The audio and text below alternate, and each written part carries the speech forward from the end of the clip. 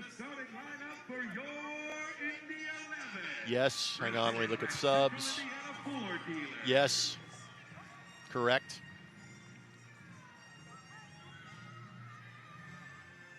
Cano, Dequa, Meyer, Sanchez, Onking, Williams, Brito. Should be one more. No, that's it. No, you're right. Subs are off. Hang on. Fuson, Rodriguez, Pizarro, Shapiro, Thompson, Ubardo, Holstead, Hope Gunn. Yeah, starters are correct. Dequa, Meyer, Sanchez. Hang on a second. You're missing Bacharach on the bench. And you're missing Rivera on the bench. Take out Onking. So drop Onking. Add 2 Rivera and 4 Bacharach. Onking's out? Yes.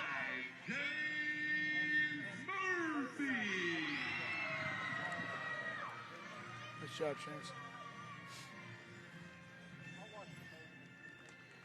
How the hell did I do that? Number 6. I might like that better.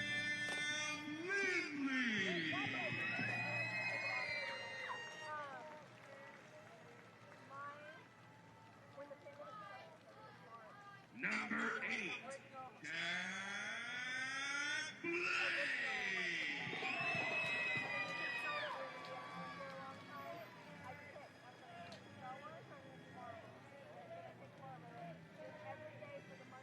Number 9, Romario Williams.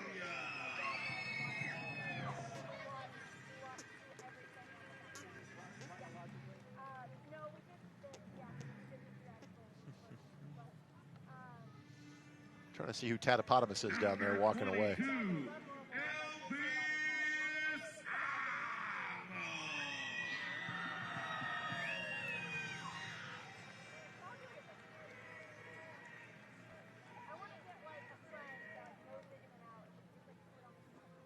Number 27, Bruno Rindo.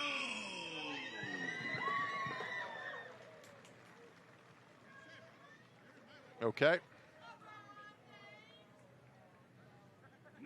I'll speak with more chowder then. I'll talk about Yarmouth. Worcester. Nah. Isn't that where Worcester sauce came from? That's English. Worcester sauce? All of us fat guys can do a Peter Griffin impression. It's just natural build, you know. Scary thing is that Steph McFarland's, you know, relatively in shape dude that does that voice.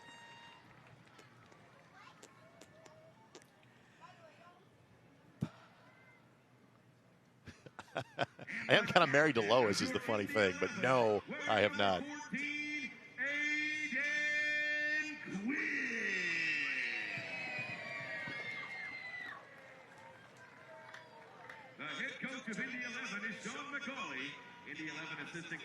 Those are some bright pants that Will Myers wearing tonight. The goalkeeper coach is Andy Swift. The head athletic trainer for Indy 11 is Josh Frankham. And the team doctor is Dr. Ashley Warren.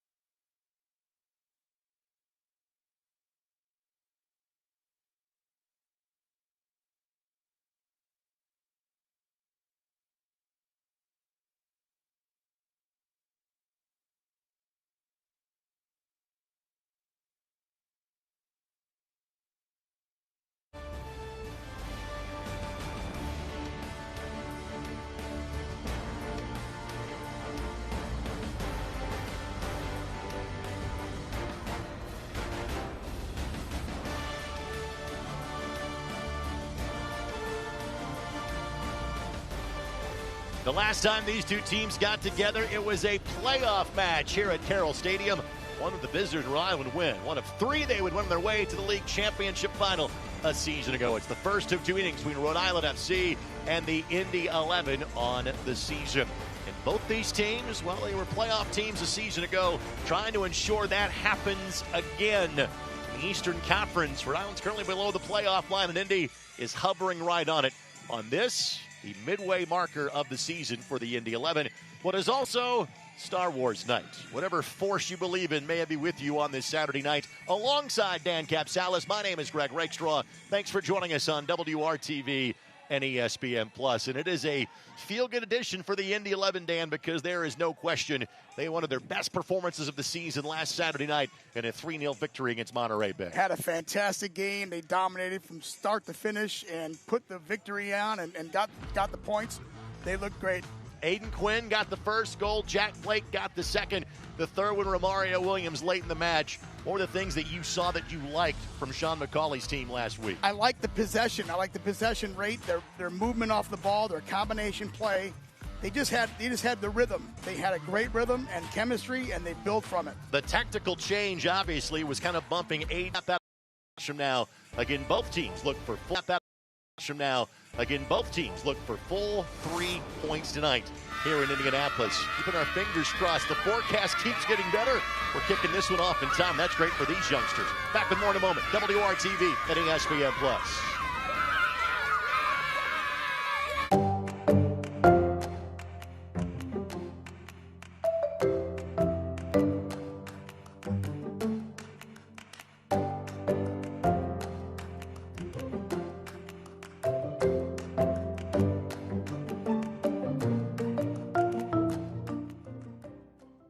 This is Paul. He loves running, music, and DIY home projects.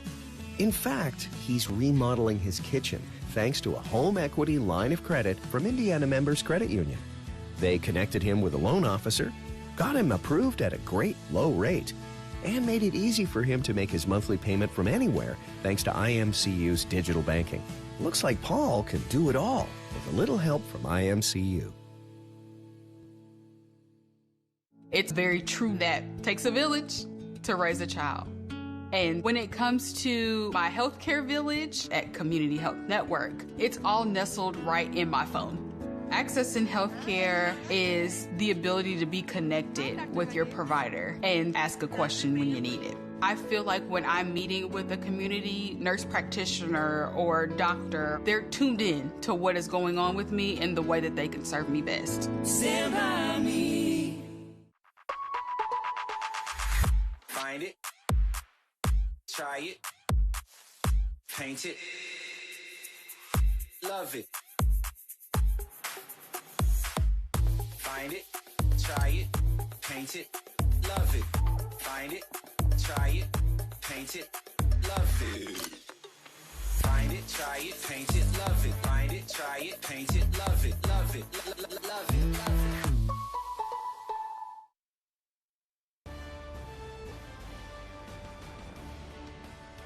Tonight's match is presented by Community Health Sports Medicine, exceptional care simply delivered. And by your Central Indiana Ford dealers, a proud sponsor of Indy 11 soccer. Visit your local Ford dealer today for great deals on your favorite Ford vehicle. As I would hope the speed of the trees rustling in the background would tell you, that's not live pictures, that's not real speed. Storms rolled through about 5 o'clock. Originally, we thought it was going to be 6 or 7.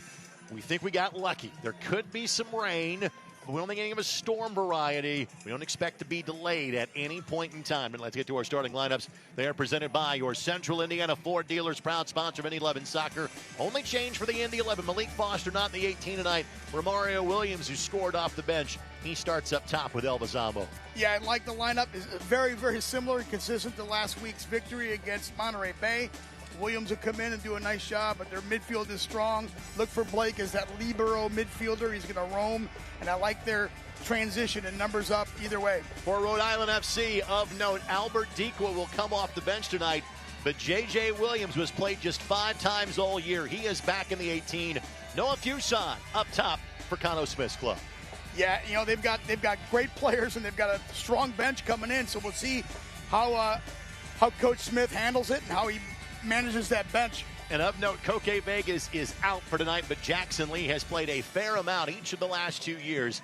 They feel more than confident in goal about getting the road. Those of you, a really fun 3-3 draw on July 5th at Bryant a year ago, the former home of Rhode Island FC. Indy won a 1-0 matchup here in a midweeker in early August. Again, most importantly, it was a 3-2 win for Rhode Island against the Indy 11 in the 4-5 matchup in the USL Championship's Eastern Conference playoffs. Frankly, Dan, both teams have some work to do to get back to that point. Yep. As you go right at that midway moment of the season for both of these two teams. Well, they're sitting in a good spot. I mean, they're about midway in the conference, and Indy 11 in 8th place, just on that edge of the playoff spot, and Rhode Island trying to get in. But you know, right at the midway point, they've got some kinks out. They're still both dealing with injuries, so they're trying to navigate that. But their form is looking much better. Guizera with the foul and a chance for a set-piece opportunity here for the Indy 11. It was Bruno Rendon that is on your screen that drew the contact for the Indy 11. Our injury report is brought to us by Community Health Sports Medicine, official sports medicine provider of the Indy 11. See Malik Foster out due to the hamstring injury. Aiden Stanley out for the remainder of the season with a knee injury. I would think we'll see Ben Afame in the next couple of weeks. Nice ball by Bending Quinn. ball in for Quinn, and Karipa Yao, the player that steers that away, but it will be a corner for the Indy 11 here in minute number 2. Nice defensive play there by Rhode Island. Quinn serving that ball in swinging toward the keeper. Indy 11 players, top of the 6, making that diagonal run to the near post. Nice effort. Short corner here to play Murphy. Trying to spring Quinn, but pretty well defended by Rhode Island. Recent opportunity here for the Indy 11. Last touch by a Rhode Island defender.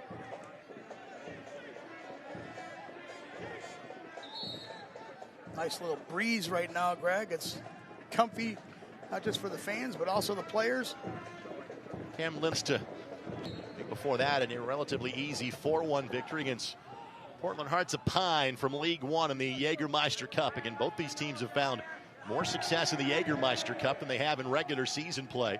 The two teams combined have pulled 17 of 18 points in Jaggermeister Cup action. I'll tell you more about the upcoming draw for the Jaggermeister Cup. Part of our news and notes at halftime. Here's Rodriguez. First time we have seen him in a Rhode Island uniform. No foul given against Cam Lindley. Usan tried to draw it and did not get it. Throw in coming here for the Indy 11. Rodriguez is an engine for Rhode Island. Mixes things up, creates. He's an opportunistic player, sees the field really well, distributes. Keep an eye on number 21 for Rhode Island. And this is largely a team that comes back intact from a season ago. Rodriguez is the one kind of big piece that has had an impact this year that is new from a season ago. Knows this league, goals on the season. Frankly, a lot of the numbers that you see for these two teams are very similar in terms of their league play so far. Very similar. The one thing that stands out, Indy 11 has 23 goals, and Rhode Island it's 13 or 14. So Rhode Island hasn't had the production that Indy 11 have had. But we look at the keys to the match. They are presented by your Central Indiana Ford dealers, proud sponsor of Indy 11 soccer. We start, Dan, with the visitors. Yeah, I think defensive organization is key. They've got, with Jackson Lee in the goal and Koke Vegas out. They've got to stay disciplined back there. They've got to stay organized, and there's a lot about communication between the defense and the goalkeeper. And midfield supporting the attack. The one thing they'd like to do is they like to throw the ball up top to whether it's Chico or Williams or Fusan. So the midfield supporting the attack is going to be very, very important for Rhode Island tonight. On the flip side now for the Indy 11, what is Sean McCauley's team going to focus on? First, feed off the win from last week. They came off a tremendous victory, the largest margin of victory they had all season. Feed off of that chemistry, feed off of that energy. I think it's really, really important. And then get numbers in the attacking third. They've got 5 midfielders, so as they move forward, they can get 5 to 6 guys in the attacking third, create more opportunities. Both these teams have overloaded in the midfield position tonight, that is for sure. Musa and O'Brien combine. Quinn, again, drifting back to play a left-back role defensively, which is new for him. Plays that ball sideways for Rhode Island throw. Then you see Sean McCauley had a great chance to catch up with him, not just on Soccer Saturday, but It's part of Querian Company yesterday on 93.5 and 107.5. The Fan, we talked about his time around Sir Alex Ferguson, training as a youth at Manchester City. Consider Sir Alex a great friend. Spent a lot of time at Sheffield Wednesday, but primarily his coaching days have been here in the States. Both head coaches in their second season with the franchise. Of course, for Cano Smith, he's the only head coach in the history of Rhode Island. Again, the story they had last year as an expansion franchise to make the league championship game is absolutely remarkable. Yeah. What a run, and how impressive. They're trying to figure out a way to repeat that and get back in the hunt. Right now, they're just sitting just outside the playoff spot with plenty of games to go. Cano knows this league very well. He spent 5 years as an assistant with Tommy Sohn as an assistant for the Birmingham Legion. Native of Bermuda is Cano, that spent time playing for the New England Revolution, amongst other professional clubs in his playing days, which not that long ago. I like what Indy 11 is, the way Coach McCauley has it set up in the midfield. Murphy's more defensive. You got Lindley going to be coming through and Blake sitting in front of him. Look for those three guys, Murphy and Lindley and Blake, to connect and really stay connected in the midfield. They can dominate. They all have great distribution. They've got great transition. There you see Lindley to Blake. Lindley being asked to place that ball at a very particular location. Good chance to introduce our referee. Mark Verso is our referee for tonight's contest.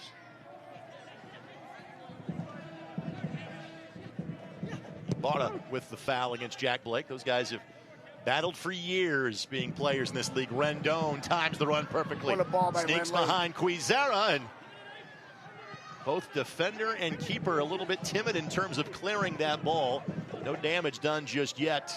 Rendon goes to ground. Rendon draws a whistle. That is the second time he has been fouled by Quizera here in the opening 7 minutes, Dan. Yeah, and what a great ball just a second ago by Lindley. He plays the ball outside to a running Rendon, and just a brilliant ball. Here he's going to get taken down, pretty clean, pretty clear foul. And again, with Foster not in the lineup due to a hamstring injury, now Rendon, frankly, has a more clearly defined role tonight. You're the guy on the right flank.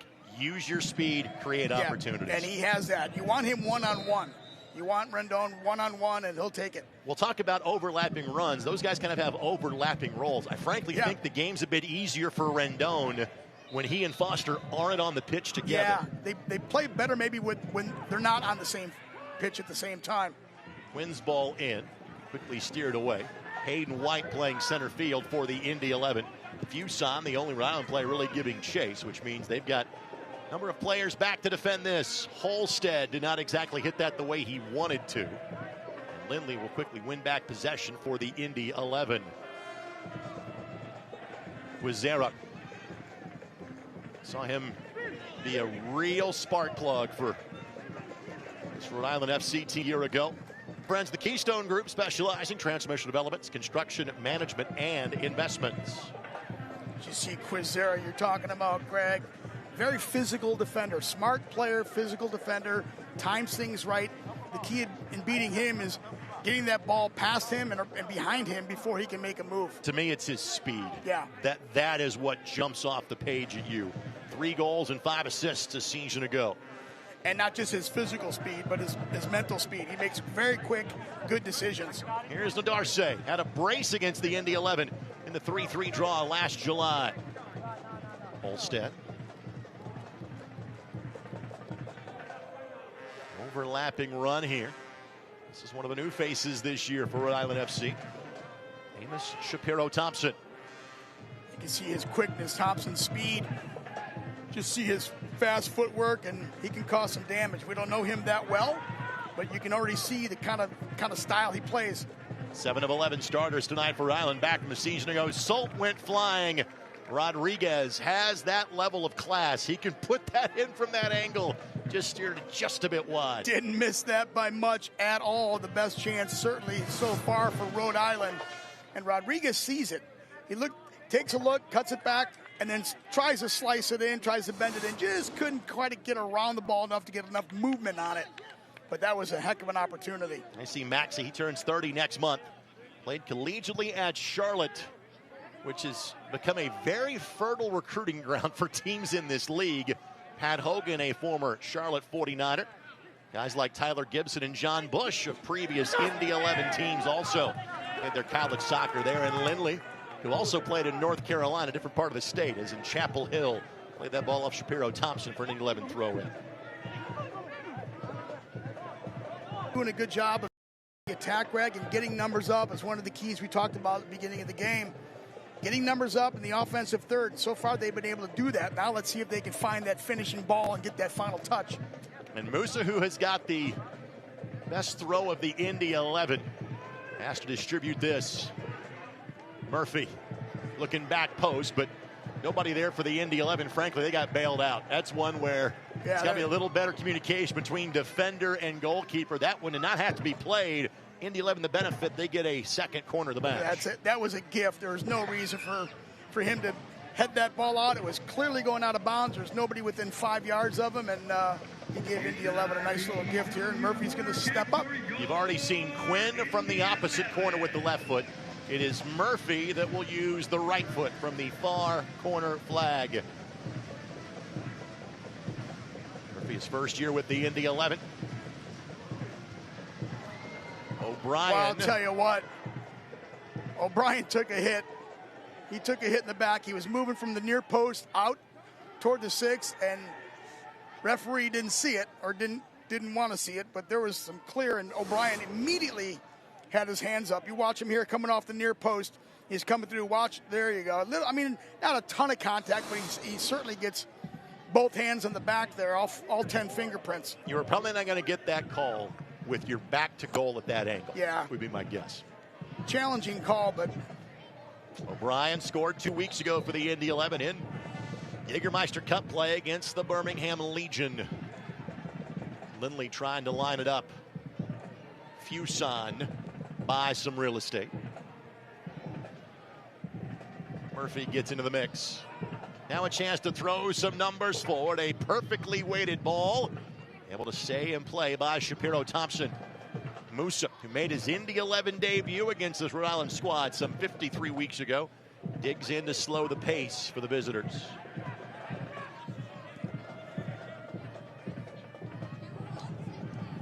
Rhode Island there doing a nice job of supporting the attack through the midfield. They had numbers, they had options. That's what they need. Fuson, can he get there in time? He does center it.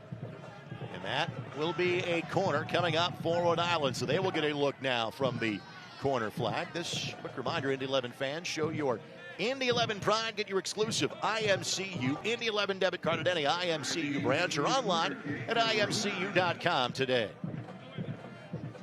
It is Rodriguez that will take this from the corner flag.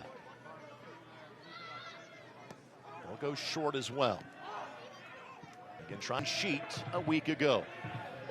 Rodriguez getting some decent looks out there, but as long as they keep him 25, 30 yards out, I mean, he's capable of hitting that ball, but keeping him further out is going to give Salt a little bit more time to adjust to it. If I had Maxi Rodriguez on my team, I'd play through him too. He's that good of a player.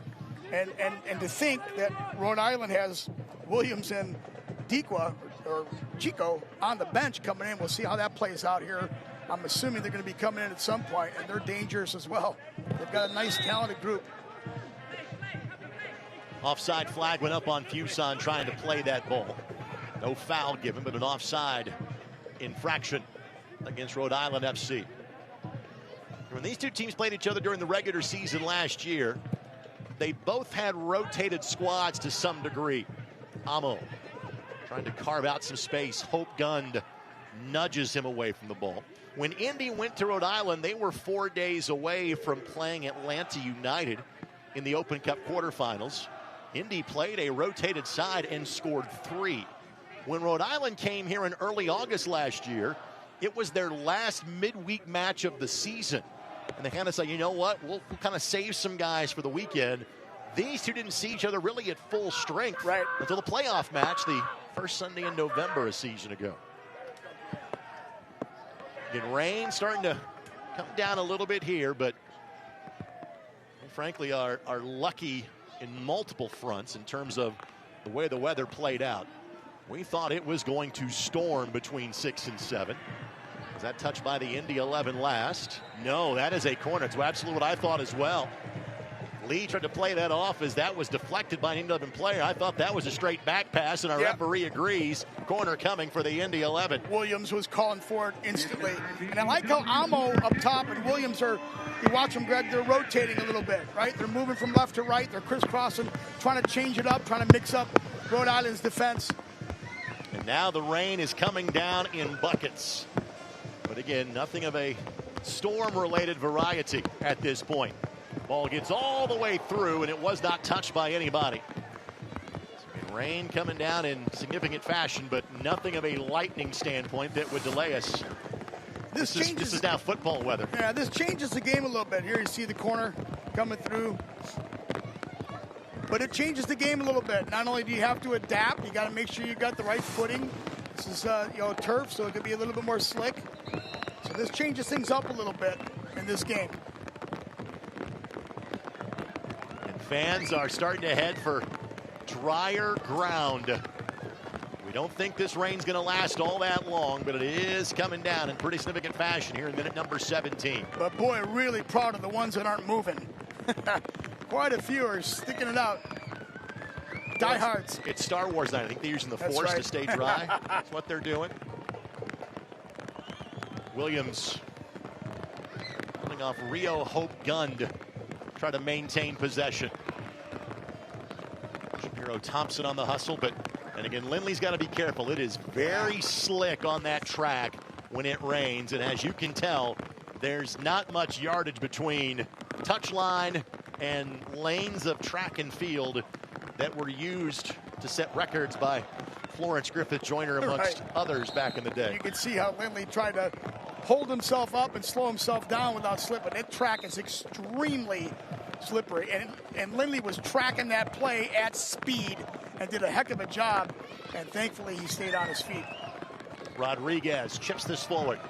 O'Brien takes no chances. He plays it sideways. The combination I like with Rhode Island, Greg, is Rodriguez and Fuson. Those two guys, if they connect, they're within 10, 15 yards of each other. Keep an eye on those two guys because they can really, really do some damage. Rain starting to lessen in intensity already. Just enough to keep the turf wet. Bit of a giveaway here by Indy, but Murphy quickly over to at least slow down the opportunity. And a throw in coming here for Rhode Island FC.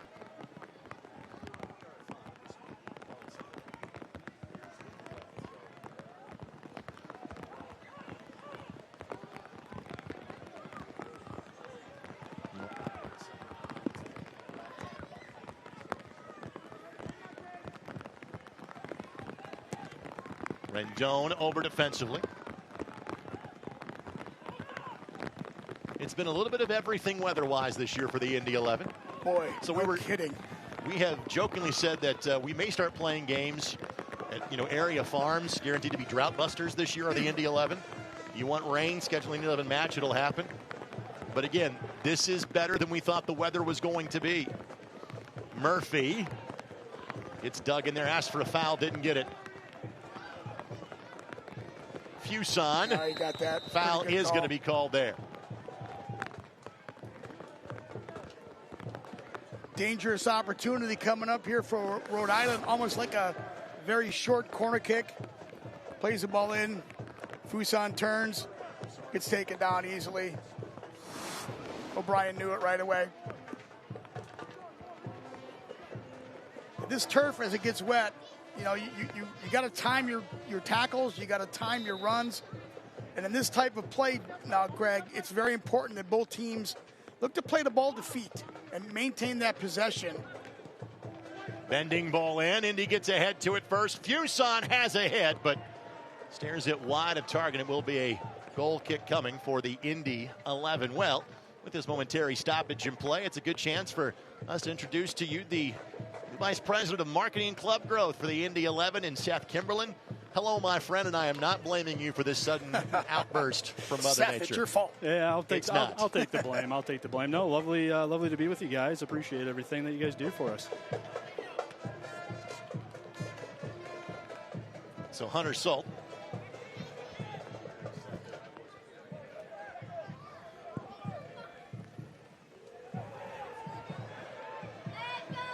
Blake. And that's going to be a handball. Yep, Jack Blake with an extended arm. All right, Seth, so tonight kind of wraps up the summer of soccer. 5 consecutive Saturday night perspective. That go as planned from a marketing standpoint? It did, yeah. You know, we're always trying to find value for our fans and partners. And so just creating an opportunity for our fans to just come in and partake in the slew of summer fun of soccer.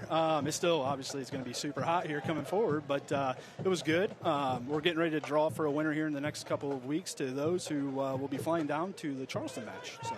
And that'll be on September the 6th. Again, Indy11.com always has more on that front. So we go from the summer of soccer to Christmas in July, coming up for the next home match on the 26th. Tell us about it. Yeah, Christmas in July. So we're going to be coming out with a special warm-up jersey. I think you guys will quite like that. Just imagine some ugly Christmas sweater stuff. We'll have Santa out. A bunch of various Christmas activations, but obviously from our side too is just come out, enjoy the fun zone. We'll have some stuff out in the tailgate, but yeah, no, looking forward to that. And obviously it's our Jaggermeister Cup as well. I was going to say my family is known to celebrate holidays with some Jaggermeister, so it fits in very well, you know, for everybody that is involved. I know one of the things that you and the folks in the Indy 11 front office want to stress, and we see it every Saturday. Maybe you don't get to see it if you're just kind of watching on broadcast. Yeah, soccer is the most important thing, but it's not the only thing. It is an atmosphere that is very unique when it comes to a home match.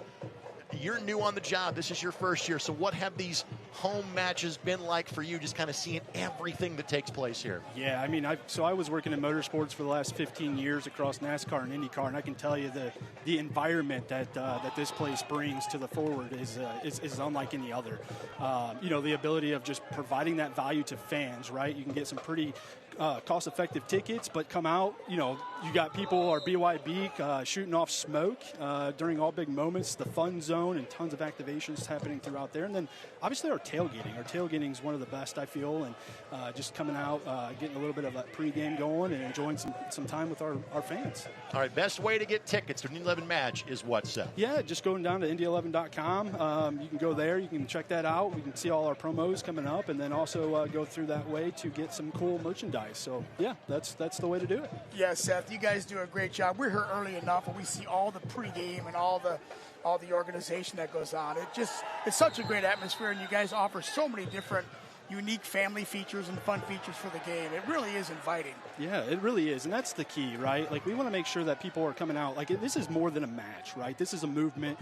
This is a moment. And, you know, from our standpoint, we want to plant the flag of being one of Indy's teams, number one team. And so providing those opportunities for our fans, providing those things for the kiddos and the youth, you know, even through our clubs and camps, you know, being able to develop those that are young to be soccer fans and soccer players. Well, it shows. You guys have created that atmosphere. Congratulations. It's a lot of fun to watch. Yeah, appreciate you guys. Thank you guys. Now that the rain has stopped, we'll let you go back to your duties. We kept you dry for like 6 minutes. Yeah, I'll take it. We earned our pay for that alone. Seth, thanks, Thank you guys so much. I appreciate it. Thank you, Seth.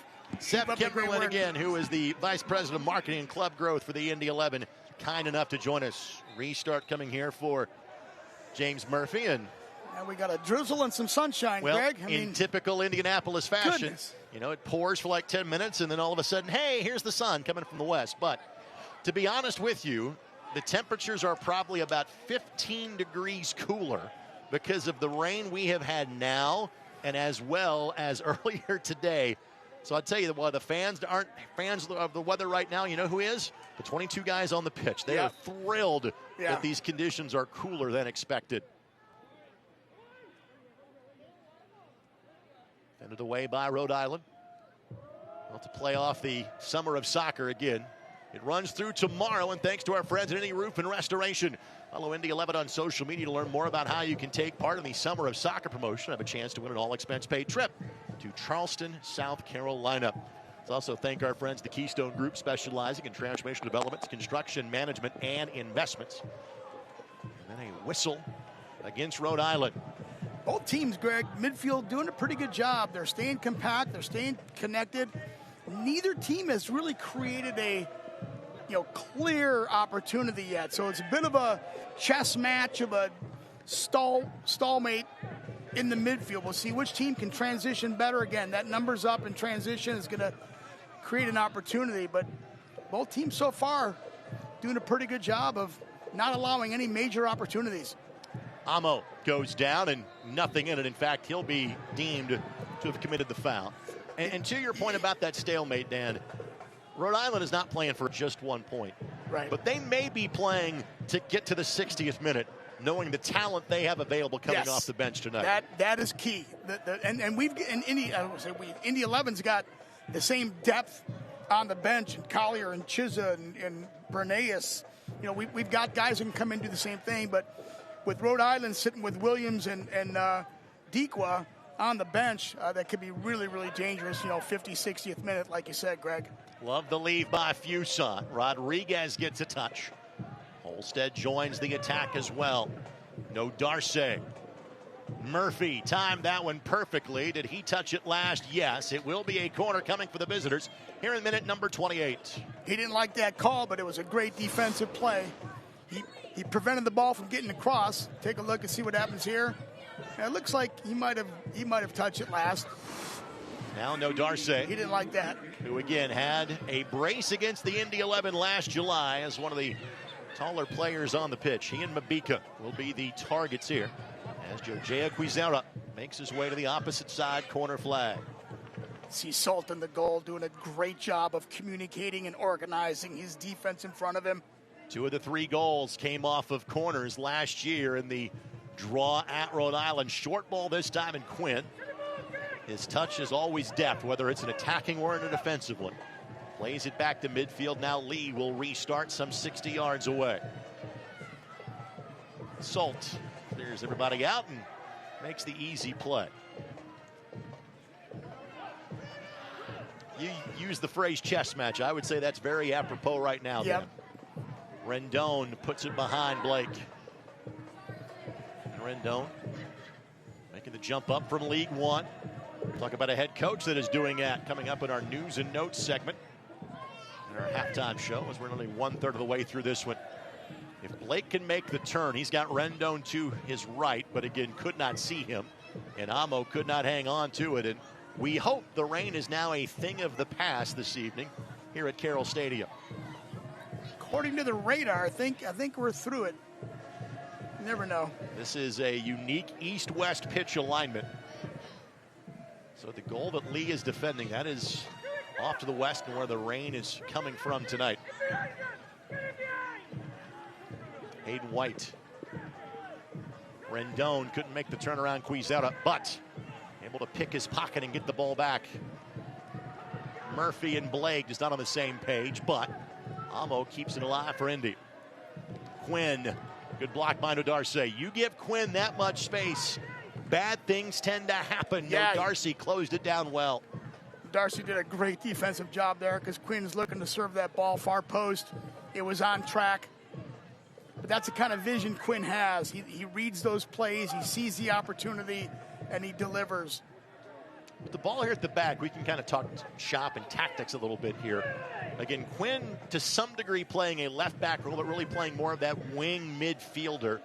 And again, Sean McCauley has been one to be very flexible in terms of his formation. In other words, for Indy, it's about just get your best 11 guys on the field. Right. It's kind of your thoughts as to that from a tactical perspective. Yeah, and you watch the midfield. You watch Murphy and Lindley and Blake. They're interchanging all the time. There isn't really a set position. You'll see Amo and Rondon, Williams moving around and constantly changing, so it mixes it up the defense. They have specific roles. They're not playing a zone, but they have specific roles. But having the best 11, like you said, Greg, on the field, let them play. Let them roam a little bit. Just let them find their groove. They're covering for each other. Great communication. It's fun to watch. It's a very entertaining style. The first match that the USL ever had on CBS featured the Indy 11. The next match features Rhode Island FC. They'll play host to Hartford Athletic next Saturday at 4 o'clock. It's El Clamico, part 1, because they're going to play the next week in the Jaggermeister Cup as well. Check out all the action, 4 o'clock on CBS.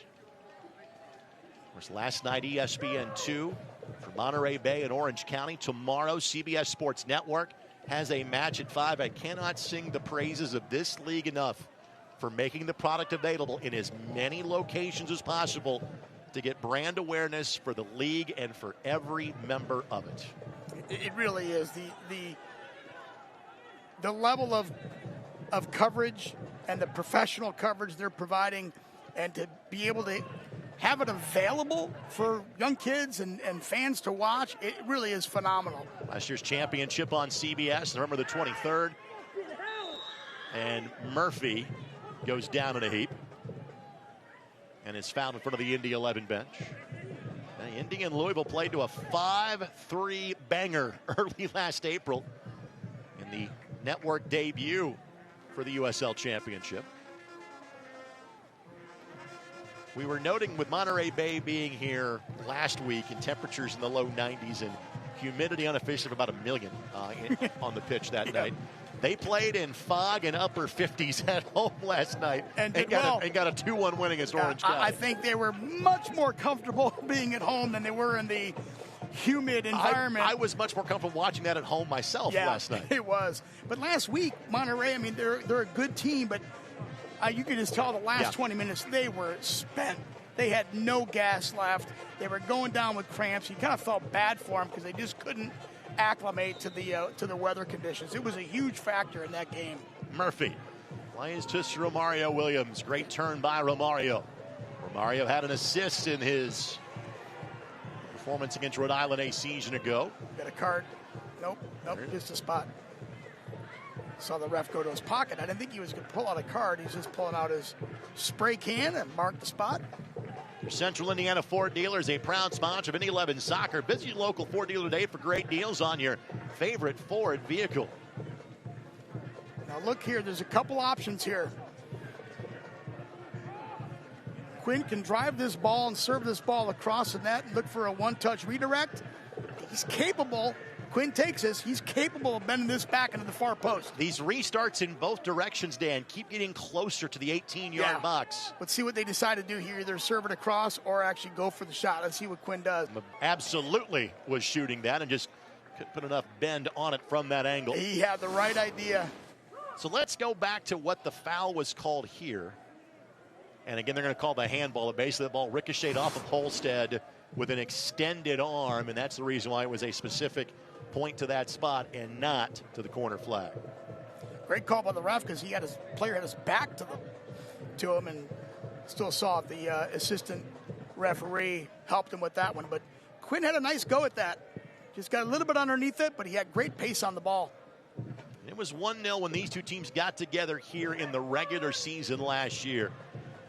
The other two matches were goal fests. This one has taken on the feel of that middle match of the 3 times they played a season ago. Foul whistled against Jack Blake.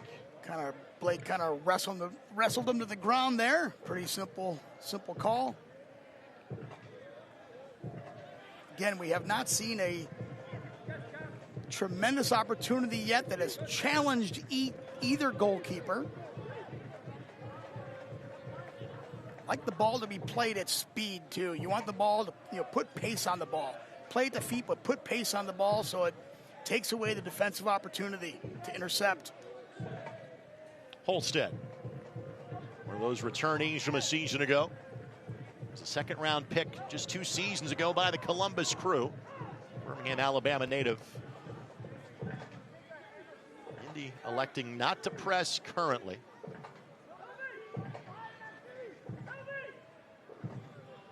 Long-distance ball looking for Quizera. And he can do damage from there. Rendon quickly sweeps it away. And Romario Williams, not enough in it. To use the basketball terminology, Hope Gunn kind of pulled the chair out on him, and Williams kept thinking contact was coming, and it was never there. Like this combination play with Rhode Island. Quizera goes to ground. Between Quizera and Thompson and Rodriguez. Rhode Island continues to play on. I think if Maxey had stepped on it, I think there would have been a whistle to go back and check on Quizera, but as he made a move towards the net, official let him play on. Yeah, he let him play on. It looked like there might have been a foul, and Coach Smith is irate on the sideline here that wanted that called. But they did have some momentum. Rodriguez still had the ball and Thompson was moving in. They still had some opportunity, but clearly looks like there's some contact here. They just got their feet tangled up a little bit. It was incidental, but it was a little bit of a tangle there. But the referee decided they've got momentum, play on, and they did have an opportunity between Rodriguez and Thompson. So those are one of those judgment calls the referee makes to try to let the game go and flow. Sometimes it works, and sometimes it 11 in clouds. We ended up not having a hydration break. Everybody is kind of using the injury timeout to be able to go and do that. But it is Star Wars night tonight here at the Mike. And did you catch that? Not just the wipe, as we call it in the business, the sound. The sound of the lightsaber. And you know, I'm sound effects are awesome. I'm a nerd of many levels. I am not exactly a Star Wars nerd, so I can't just like call out. You know, I know they're stormtroopers. They got like divisions and all kind. There's some Ewoks and things of that nature. So I'm not an aficionado either, Greg. The sound I get, and I can't thank Seamus Kreider enough, our producer, for making sure that we incorporated the sponsorship of the evening as part of our broadcast tonight. I love it. Wherever you may be watching us tonight on WRTV, on Nesson Plus, on ESPN Plus, or in a galaxy far, far away. Thanks for spending your Saturday night with us. Here from Indianapolis, last touch by Hayden White. Throw in coming for Rhode Island FC. Boy, Rodriguez for Rhode Island, number 21. He's just a warrior in there. I mean, he fights for every ball. He gets involved in the play. Fun to watch. Very dangerous player. Just they got to keep an eye on him. So far, Indy 11's done a nice job with Musso and O'Brien and Smith back there. I mean, White back there. They've held them so far, but a lot of time left. Fuson pressured away, and that ball played off Shapiro Thompson, and we have an equivalent of a 3-car pileup here in front of the Rhode Island FC bench. It will be eventually a throw-in for the Indy 11. Fans, you can experience comfort in downtown Indianapolis when you check in and stay at Hyatt Place or Hyatt House, downtown in Indy. You're Sean McCauley. How you feeling about this right now, Dan? I mean, defensively, the shape is good. They're not allowing any major goal-scoring opportunities for Rhode Island. So I'd be pretty pleased. I mean, Coach McCauley dissects it sometimes a lot differently than we do, but they haven't given up a goal, but they haven't put one in either. They've got to do a better job of getting in the attack and creating more opportunities, and they haven't quite done that this half. Again, this is kind of how the Indy 11 have largely played for the last, say, 5 or 6 weeks. Last week was the exception. And there's Quizera's speed providing a problem.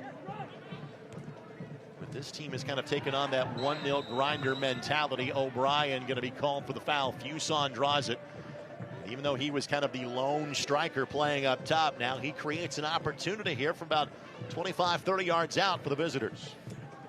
Yeah, this is another one of those opportunities where 35 yards out, to be ambitious to take the shot and drive it in.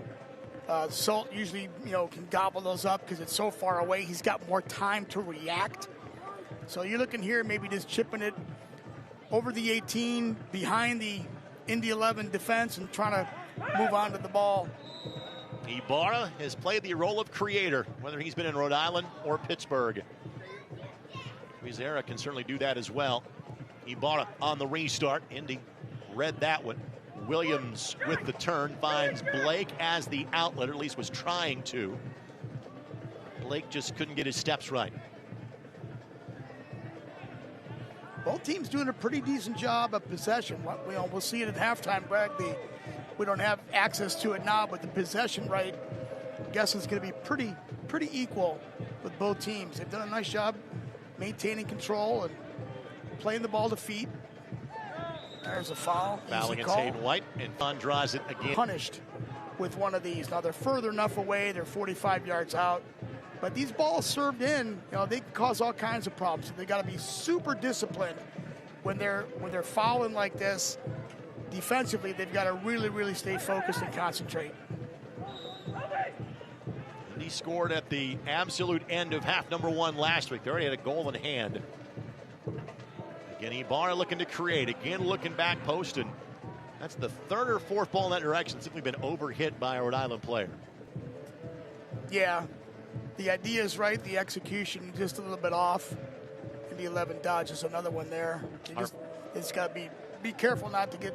I mean, you're better off fouling a guy 45 yards away than you are fouling a guy inside, or just around the box. But still, those are dangerous opportunities for those restarts to create something. Our final moments of half number one brought to us by your Central Indiana Ford dealers, proud sponsor of Indy 11 Soccer. Visit your local Ford dealer today for great deals on your favorite Ford vehicle. There has just been no separation between these two teams. Holstead able to get there just in time. Few saw the flick. Holstead makes the run. Musa. That's going to be a foul on Holstead. Goodness. Holstead just ran right over him. And he got up complaining like, what did I do?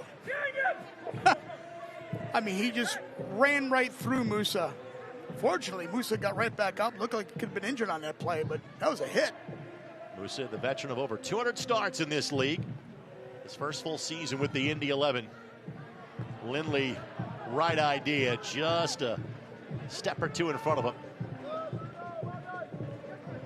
Murphy, right idea, just behind Williams. It's been that kind of night. Yeah. Just a step off here or there. Let's remind your fans, be sure you tune in every Saturday morning to Soccer Saturday on 93.5 and 107.5 The Fan. This week we talked to Sean McCauley, Aiden Quinn, and Cano Smith. Podcast available, anchor.fm/Indy-11. Next week, Ian Gilmore gets his opportunity to host the show. Next week will be a recap show because the Indy 11 play on Friday night. They'll play at North Carolina, a team they drew 2-2 here in early April. The team other than Lou City that Indy 11 has played the most in their history.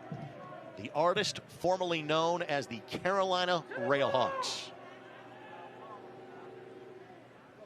In fact, that stadium in Cary where North Carolina plays, that is the site of the first Indy 11 win in league play back in July of 2014. And it feels right to bring those stats up knowing that the New York Cosmos are being reborn and will be playing in League One next year. Pretty cool. Cosmos 3.0, if you will. What do you see, if any, tactical changes from these two teams in half number two, Dan? You know, right now I don't really see either coach making any major changes. I mean, defensively, both are pretty sound. They've got to get their the transition in the midfield is what's key, and neither team has been able to take advantage of it so far. So don't see a ton of changes or any substitutions coming in. Rodriguez looking to have a hit from distance, weaving around his teammate from last year in James Murphy. And then Blake has it ricocheted right away from him. Usan makes the turn. Rendon had to get that right, and he did. Corner coming here in the 45th minute for Rhode Island FC. Dodged one there. I thought Rodriguez had an opportunity to take that left-footed shot. He opted to pull it back. Maybe he just didn't think he had the time or the space. But that could have been the first real, test for Salt. And he bought him. We'll send this one in. We'll glance toward the fourth official as well and see what his judgment's going to be on additional time. 2 minutes. 2 additional minutes before we get to the end of half number one.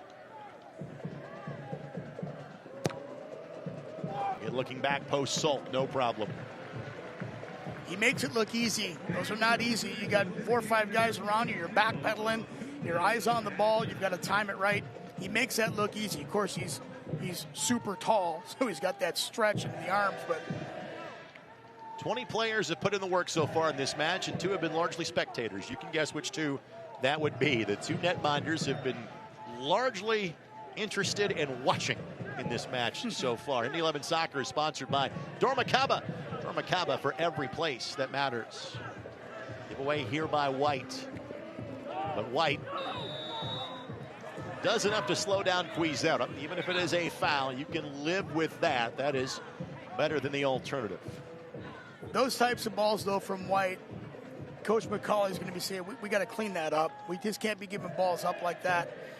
Indy 11 just can't be giving balls when they're in the transition and they've got numbers going forward and they just give it away. So little cleaner passes, trying to get the feet. Of course, the guy making the run's got to be presented as well. So those types of things, it gets a little bit sloppy, and they force a turnover and then get a foul. So those are some of the things that I would think that Coach McCauley would want them to clean up. Distribution out of the back's got to be a little bit better, and balls to feet have to be a little bit better coming through the midfield.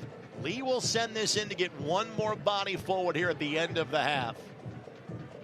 For Nadarse. Nadarse goes to turf, but you're not getting that call. Much like O'Brien wasn't getting that on the other end. You're not getting that at the tail end of the half. See Aiden Quinn. Aiden tonight, 277th appearance in the league. Tied for fourth most in league history, and this first half is in the books. Nothing so far between two teams that history tells us they're capable of exploding in half number 2.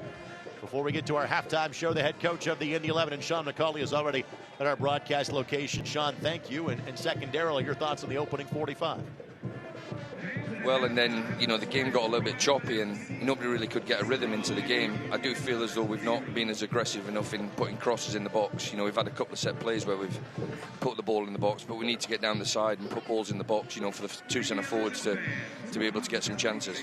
Knowing they've got players like Dequa and Williams available off the bench, how does that potentially change things for you in half number 2? Well, we're going to have to do the same thing. We're going to have to compete. Obviously, we know that, these teams are coming in now, and I'm not sure how much football. I know Albert Dequa's played a lot of football, but I'm not sure how much JJ's played. But we'll have to manage them for sure. And then you've got Hugo Baccarat as well, who I know from Minnesota United. So they've got a little bit of power on the bench, but we want our bench players to come in and make a difference as well. So that'll be the message as well at half time. Sounds good, my friend. We'll talk to you shortly. Thank you. Head coach of the Indy 11 and Sean McCauley, kind enough to join us to begin the halftime show, as he does each and every week. The Brickyard Battalion can take a seat, take your snack break, whatever the case may be. Halftime show comes your way next. 0-0 in Indianapolis between Indy 11 and Rhode Island FC. You're watching on WRTV, NESN Plus, as well as ESPN Plus.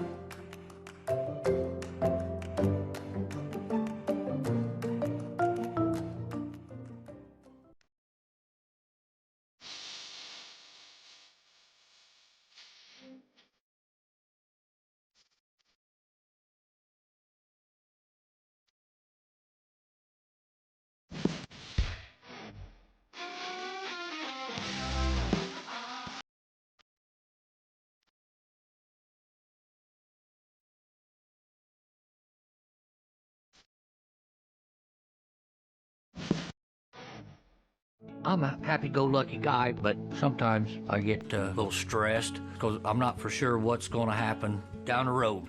I was at the cancer unit, and when I come out from seeing the doctor, I said something about needing some help with all the paperwork. They gave me a name and a phone number. Her name is Molly. She works over at Community.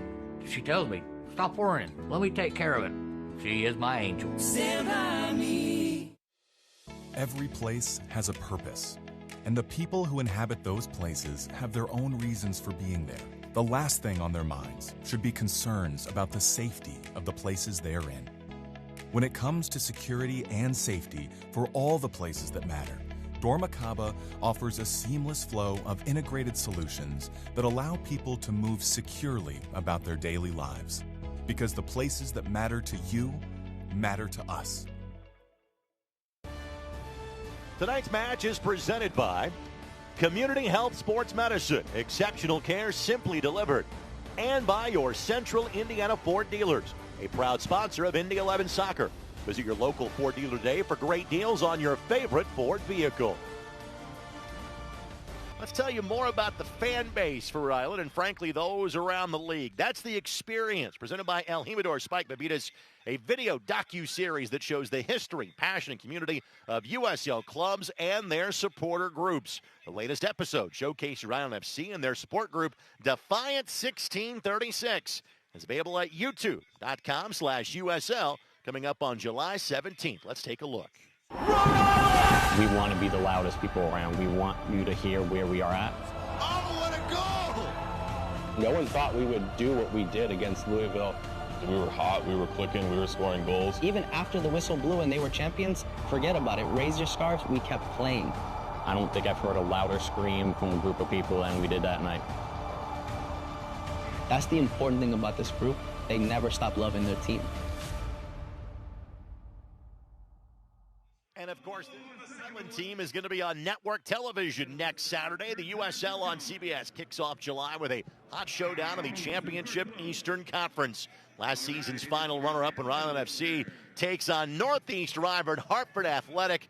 You got to drop the nickname, right? El Clamico, and those two teams get together next Saturday, 4 o'clock, coverage on CBS. Stay tuned. More of a look around the USL Championship when we come back to Carroll Stadium. Halftime between Rhode Island and the Indy 11.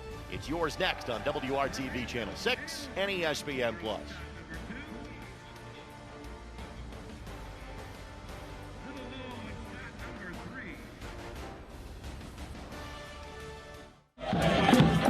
The summer of soccer is here with the Indy 11. And you've got the chance to win a getaway to Charleston, South Carolina. When you grab our Summer of Soccer ticket deal, you get 10 entries into the Summer of Soccer Getaway Sweepstakes for a chance at a trip or two with flights, hotels, and meals covered. All this while you get to have a blast with the boys in blue all summer. Get your tickets now at Indy11.com.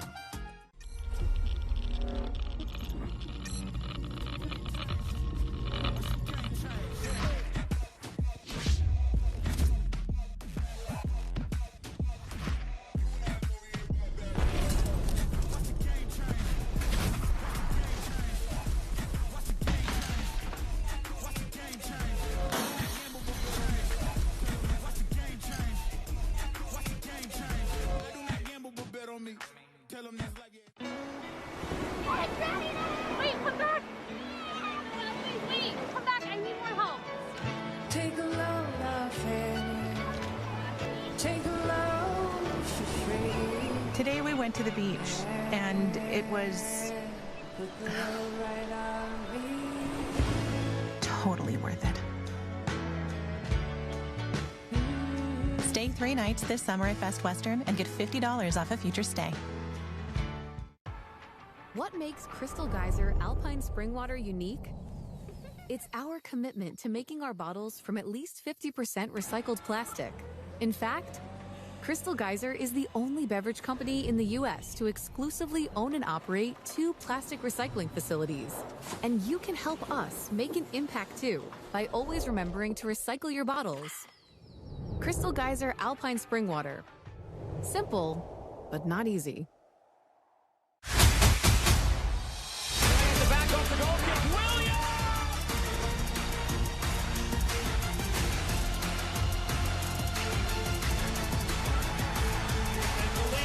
In the box, keeper's out, he scores!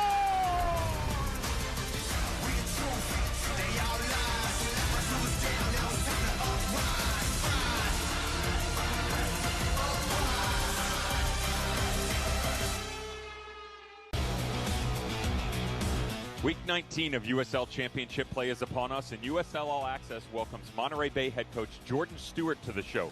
He discusses how he rebuilt the entire roster in one off-season. What does the legend Didier Drogba have to say about it? Loudoun United's golden child, Abdulatif Abukora, talks, should he be considered the Young Player of the Year? And do we think that he will finish as the Golden Ball winner? CBS Sports Network previews and more. Welcome to the mic in downtown Indianapolis. It is halftime between Rhode Island FC and the Indy 11. Time for our news and notes segment of the broadcast. And we've talked about players making the jump up from League One to the championship now. One of the top coaches in League One, Dominic Cassiano. Union Omaha has been one of the top franchises in League One for some time. They have twice won the Players' Shield on Coach's Watch. He is now the new man in charge of the Tampa Bay Rowdies. We will see them here in Indianapolis in the not-too-distant future, coming up on August the 2nd. Rhode Island has a brand-new stadium. Dan, they've been playing in front of great crowds. They had over 10,000 in attendance last weekend. It's just fantastic. I was watching the game, actually, and the atmosphere looked incredible. Both of these teams currently lead their group in the Jaggermeister Cup. Indy plays Tulsa coming up on the 26th, while again, Rhode Island plays Hartford on the 26th as well.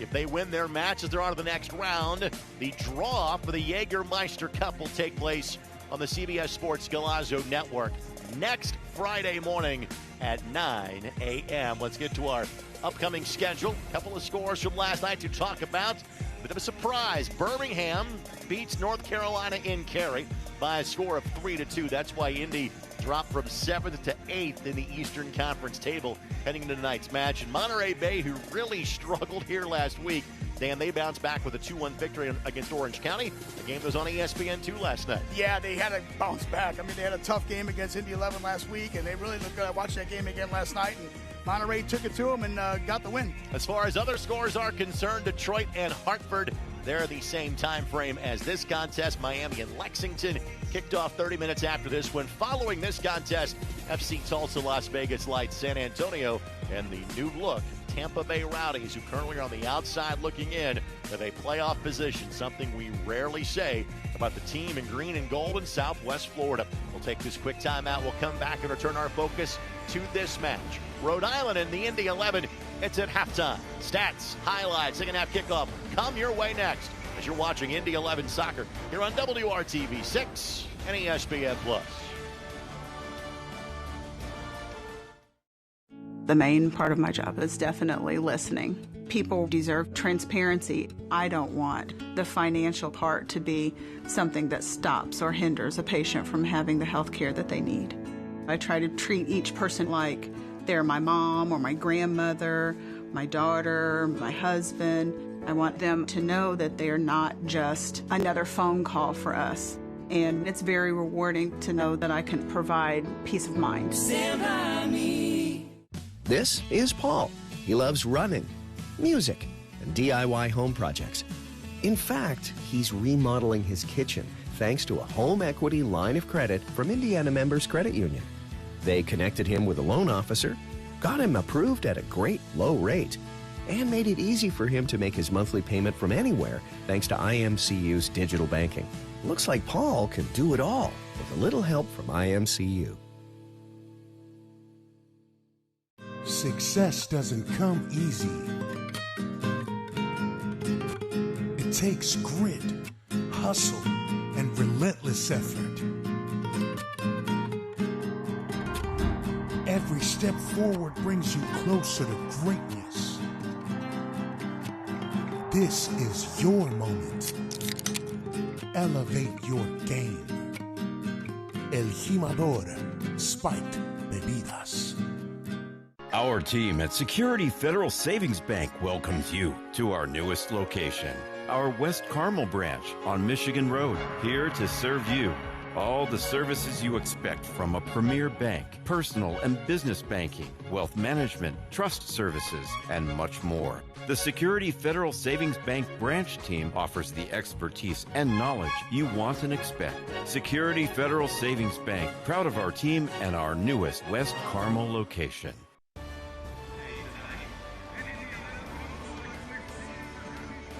Welcome back to downtown Indianapolis, and yes, we expect that sort of outfit tonight. It's Star Wars night here at tonight's match.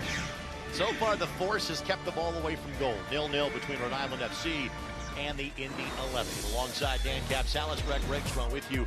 Highlights, and to be blunt about it, Dan, the gear has been about as attractive as the offensive football so far tonight. Like you said, there's a Force shield in front of the goal. Neither team has really mustered a really quality chance. That was probably the best one from Rodriguez there for Rhode Island. But there just has not been a good penetrating ball that has challenged either goalkeeper yet. We had about a 5 to 10 minute downpour during the first half. We knew we would get some rain at some point in time. I didn't think it would be that heavy, but thankfully nothing from a storm front variety. And I think all I need to do is point you to shots on goals and saves. Yeah, that's your first half right there. That is a rare sight where you're seeing, 4 zeros on shots on goal and saves. Corner kicks are the same. You're looking at, even the attempts 3-1. But look at the possession. Rhode Island, I thought it'd be a little closer than that, but Rhode Island has got the edge on the possession there, but they haven't been able to capitalize, turning that into any goal-scoring opportunities. It doesn't feel like a 60-40 advantage, it doesn't. does it? No, it really doesn't. But, those stats are real. They take them in real time. I'm a little bit surprised by that, but the good news is for Indy 11, being on the downside of that stat, is they haven't given anything up. So it looks like Rhode Island's doing a good job of maintaining some of the possession, but they have not yet, much like Indy 11, have not had a crease and serving balls into the box outside as opposed to coming through the middle a little bit more. Changing the point of attack, opening this game up a little bit, getting the balls wide and serving them in. Let's see if either team can adjust and do that today. No changes from a substitution standpoint for either side. As I say that, the subs begin to start to loosen for Rhode Island FC again. We expect we'll see Albert Dequa sooner rather than later. We think we'll see J.J. Williams, who has played in just 5 matches so far this year, but has scored twice. And scored twice against the Indy 11 last year in the playoffs against Indy. In terms of subs available for the Indy 11, Edward Chiza and Elliot Collier. And Collier scored against Rhode Island a season ago. Bernays, they've got some weapons on the bench as well. Bernays has been playing well.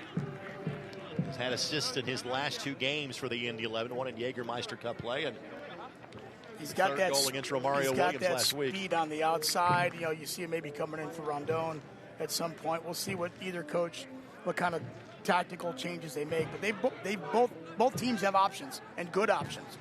Murphy will take this corner kick and will do so unencumbered by the assistant coach from Rhode Island. He's moving the cones again. Moving cones again, but again, no pushback from the visiting assistant coach as compared to last week, which seemed to be a new concept for the coach from Monterey Bay. Yeah, that was silly. To the back post, quickly steered sideways by Rhode Island, and Lindley hustled over just to cover his bases, but was going to let that trickle across the touchline the entire time. Murphy got a little bit under that, and when the ball goes up in the air like that, it gives the defense a lot more time to position and time it right, because if you get the balls in the air more, you've got more time to get yourself in proper defensive position. So he didn't hit that ball perfectly well, and he looked a little bit more of a driven ball that you can just kind of redirect, but that ball was to the advantage of the defense. Rendon was asking for contact, did not get it. Houston was trying to make the turn on Hayden Whiting, and both teams playing 5 in the midfield tonight. Murphy going to be whistled for the foul. Seeing Ibarra get tangled together. Indy 11 Soccer is sponsored by Johnson Controls. Johnson Controls, the power behind your mission. Ibarra for Rhode Island's had a nice game. Keeping the midfield organized and communicating. Well, part of the story this year is that Ibarra has not played anywhere near as much as he did a season ago. And again, injuries have been part of the story for Rhode Island. He played in 34 matches last year. And just 5 matches with 3 starts coming in. Nodarsik steers that back to Jackson Lee. Yeah, they need him healthy and need to keep him healthy because he's a huge factor in the middle of the field. 11 Soccer is sponsored by Dormacaba. Dormacaba for every place that matters. We're seeing more sun now than we have at any point in time in the match. We're in that time of year. It will not completely set until we get to the conclusion of this one. And last week we kicked off at 7:30 with post-match fireworks to take place after what was a 3-0 win. Back to our usual 7 o'clock start times in Indianapolis. Blake whistled for a handball. Incidental, but the referee has the right to call that as he sees fit and deems it that the hand changed the direction of the ball that favored Blake's possession, so the referee called that handball. It's always that one thing, Greg, where sometimes it'll hit your hand and the referee says play on. Salt out to read this one. other times. It sounds like we could have used your explanation in the second half of USA Mexico last Sunday. Yes, boy, oh boy, when he went down and that handball. Amo really overhit that one. He had a good look. He had a really good look, and he had time. He got his head up, and he just got under it, and you see his toe come up underneath that ball, and that was clearly going to sail over the goal, but kind of an opportunity wasted there. Where is the opportunity likely to come from either of these teams in this match? Outside in. I think it's going to come from outside in, Greg. It's going to have to be a ball that's played outside, served inside the box, and some type of redirect. Both defenses are playing really well. Coming through the middle isn't really going to work. They've got to, like Coach McCauley said at halftime, spread the field, get it wide, serve the balls into the box from the outside. I think that's where it's going to come from. Lindley and Rendon just couldn't get on the same page. But neither team has really shown, they haven't created those opportunities yet. They really haven't gotten that ball outside and serviced in, try to shift the defense and try to get it to the far side and open undefended space. They just haven't been able to do that yet. That's why it's been kind of a center midfield stalemate. We've had this chess match going on. Yellow card being shown. Ripiao. That was Amo that went to the turf after head-to-head contact. So a yellow shown, just the second of the match. Both so far have come against Rhode Island FC. And again, great job by our West End camera position above the BYB to show you it was the extended arm in midair that made contact with the head of the Indy 11 player is the reason behind the play. Cam Lindley and Rio Hope Gunn is starting to go at it a little bit. Lindley he's always fighting for his guys and sticking up for them and calling the Rhode Island player out there a little bit, and rightly so. You saw clear elbow to Amo's head. Wasn't a massive impact, but it was an impact and clearly a foul, and the referee got this one right. Whenever you're going inadvertently, if it's accidental head-to-head contact, that's one thing, but that was a clear forearm thrust into the face of Amo. Good to see he's up. Indy 11 Soccer is brought to you by Morales Group Staffing, offering flexibility in both staffing and operational efficiencies, while driving results to your bottom line, increasing productivity and reducing labor costs. By the way, Albert Diqua is already to the bench and with uniform top on. He'll be entering soon. Lindley and Lee. That's the most called upon he has been tonight and read that play perfectly. Two Indy 11 players were waiting back post. Read it well, but that's what Indy 11 needs to do. Coach McCauley talked about it. I just talked about it. Get that ball outside, serve it in. Quinn and Lindley and Murphy, they can hit that ball all day, and they need to do more of it. Distance ball here for Rendon. 11 Soccer brought to us by Community Health Sports Medicine, the official sports medicine provider of the Indy 11. Exceptional care simply delivered. Rendon with the hustle. Kept it alive, but could not keep it in play. It will be a throw for Rhode Island. Good activity by Indy 11. Making things happen a little bit here. Rendon just got that ball a bit heavy off his foot, but the idea is there. Fighting to get into that 1v1 situation to get that ball across. Just had a heavy foot on it that time.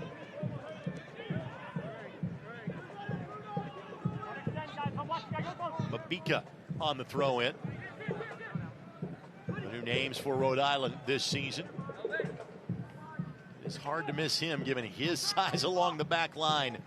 The man was born in Zambia but moved to the States and moved to Lexington, Kentucky at the age of 8. I'd like to see Indy 11 get Quinn a little bit more involved in the outside here with his ability to serve balls in. Give him the opportunity. They've got to find him. Diqua has made his way to the fourth official, so we thought maybe 60th minute. Kano Smith saw it sooner, and again, you're going to get the former Golden Boot winner in the game early here in half number 2. Well, we knew he was coming. We just didn't know when, and he is a handful, and he's coming in with fresh legs. So let's keep an eye on him, and Musa and White and O'Brien can have their hands full. So far, they've done a great job holding off Rhode Island's attack. We'll see if Sean McCauley matches that Move. Great speed shown by Quinn. Caught that in mid-stride. Quinn has a hit, but felt he had an angle to get that ball to a teammates. Tried to sneak it past Lee. Quinn with a goal last week, his third in league play, and our first substitution brought to us by Morales Group Staffing is about to enter the match. Let's show you the replay of the last shot by the Indy 11. Just off balance a little bit, hits it with the inside of his foot and the laces combo. But get him involved. I like it. I like that. Get him in. You see that space that he had. Find him. Find that space. Something is going to happen. He is going to create something on those plays. Indy 11's got to get Quinn more involved. Dequa in, Shapiro Thompson out. That substitution brought to us by Morales Group Staffing, offering flexibility in both staffing and operational efficiencies. Amo got in the passing lane. One touch finds Blake. Quinn makes the overlapping run. Blake finds him. Quinn plays it across. Nice! All the way through and finds the back of the net. Indy 11 has the opening goal of the match in minute number 56. Let's see if it's rainproof. Time to cue the smoke in Indianapolis. Get the ball to Quinn. That was the key. They had just done it twice. We're talking about get that ball to him. He's going to get it end line, serve that ball across. Great play. Great goal. Look at Quinn. One touch. He sees the play, puts it in front. What a fantastic play by Indy 11, and they were knocking on the door and got rewarded for it. And frankly, Romario Williams took the more difficult angle. He had 9 feet to his right. He did. He cut it back across and scored it regardless. So he has goals now in back-to-back matches. Remember, he had a brace coming in as a sub against Hartford on May 28th, and he missed most of June because he was playing for Jamaica in the Gold Cup and in World Cup qualifiers. He's on a bit of a heater as Romario Williams. He's now got 4 for the season, and Indy has the opening salvo of the match. Fantastic play. And when you asked me a question a few minutes ago, Greg, how's this team going to score?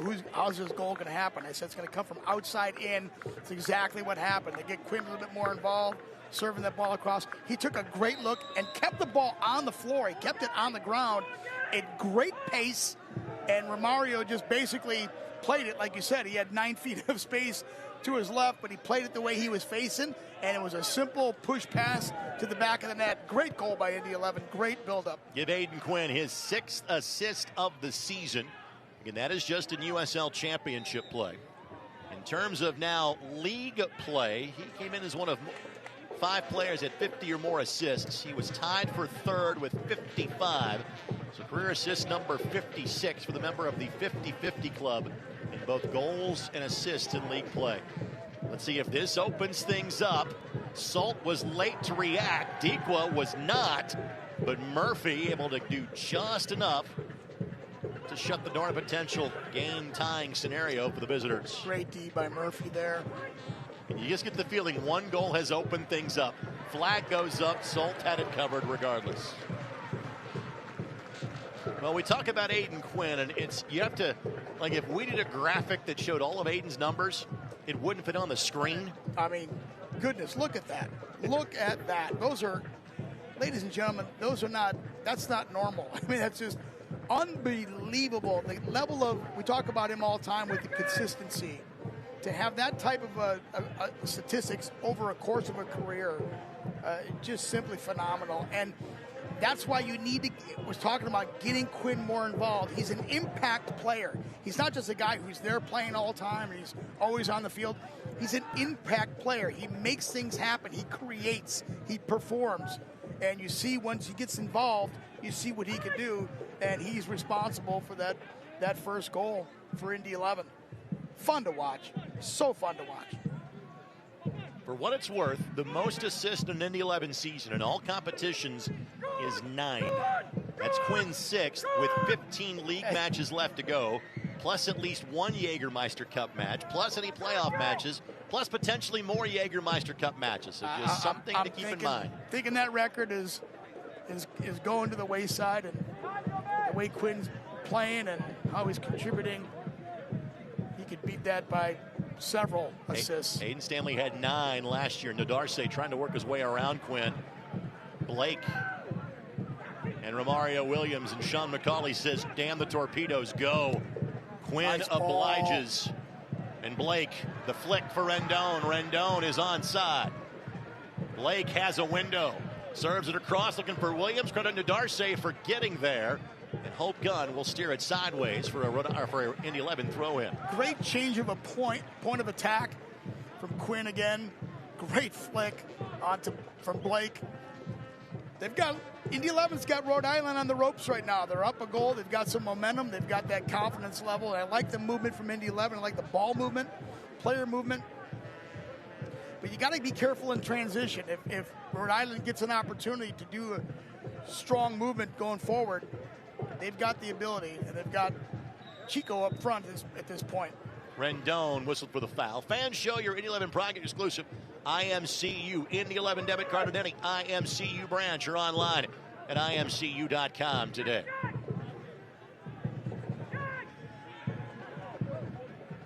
What's nice about what Indy 11 is doing, Rhode Island's playing with 2 guys up top, Greg. Indy 11 is playing with 4 in the back. So basically, they can double team both Fuson and Chico. And that's basically what they've been doing. So their numbers up in the back, which sits well for Indy 11. Amo. He's kind of waiting for somebody to kind of play off of him and eventually finds Rendon.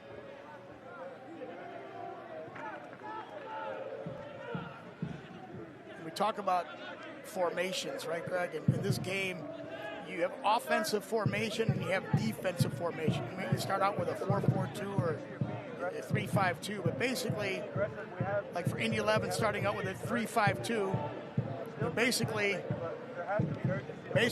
what's happening is going forward, if they do it right, they've got 7 players, so you're going to get numbers up. And on the reverse, defensively, they'll drop a little bit. They've got 8 guys going back. So you want numbers up in both scenarios. And so the formation changes a little bit based on, whether they're attacking or whether they're defending. And they've adjusted to that really well. Like right now, you'll see Rendon in the back. He's coming back and he's giving the defense a little bit more stability. So that's that kind of transition that the Indy 11 has shown from offensive to defensive has been really impressive tonight. Logan Neidlinger has barely been able to crack the lineup this year. He may be the first player brought in as a substitute tonight. The teenager signed a professional contract last year as an academy player. Had both a goal and assist for the Indy 11. Murphy was fouled. We're playing the advantage here. Amo, the slick footwork in the midfield. And waits for Rendon to make the corresponding move. Rendon trying to work around Quizera. Beautiful turn by Bruno. Bending ball that Lee could not clear, but Indy didn't have a player around the 6 to make that a difficult spot. Nice play by Lee. It got over him. He communicated well to his defender, and we got a nice clearance out of that. Dangerous ball by Rendon. Again, outside in, Greg, outside in. That's going to stretch the defense a little bit. It's going to force some openings behind that. We talked about that undefended space behind the defense. Indy 11's been able to find that a couple times here in the second half. Logan Neidlinger has played 3 times for 56 minutes all season. He's about to be the first one to come in for the Indy 11. Moose at the other end. Had to steer that away at the edge of the 6. It will be a corner given up by the Indy 11. I like this move by Coach McCauley. I mean, Neidlinger has, we saw him preseason and early in training, and he looked good, solid, smart player, quick. And if Rhode Island fans have a memory, they're like, wait a minute, that kid started in the playoff game last year. Absolutely he did. Yeah. So again, at the end of the season, he was getting significant minutes. He's 19. Young player, but he plays very mature. He's got a very mature mindset about him. He's disciplined. He's focused. Nice to see him getting an opportunity here by Coach McCauley. He was going to play at the University of Indianapolis at the Division II level. Now he's playing professional soccer. Pretty amazing story. Good for him. Going to come in for Bruno Rendon. It appears that Rendon was the player that was down, so seemingly a fortuitous substitution. I think Bruno's going to go the long way and, exit on the opposite side. So Neidlinger and this substitution brought to a spot. Our friends at the Morales Group. Morales Group Staffing brings us all of our substitutions. Morales Group offering flexibility in both staffing and operational efficiencies. I like it. Neidlinger is going to be able to hit that outside flank. He's got the speed. He's got the transition. Get some fresh legs in there. This is a good move for Indy 11. So Neidlinger tucks inside that near post. And it's been tilted this half for Indy 11. But one moment away from leveling this up. Ball to the edge of the 6. Musa got the read and played that one through Dikwa. Fuson, flag goes up, and now we'll stop play as the offside flag raised against the visitors from Rhode Island.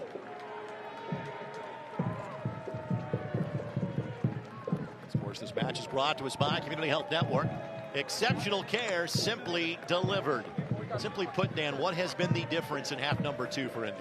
The ball movement from getting their outside flank players, getting Quinn involved, even Rondon on the outside, serving the balls in. Exactly what Coach McCauley said at halftime was they've got to do a better job of getting the ball out and serving it in. That's how they scored their first goal. That's been the difference. Defense, they've been playing solid. They're not giving any opportunities up to Rhode Island, but their possession, changing the point of attack, getting the ball wide and serving it in has been the difference in this half. Throw in coming for Indy.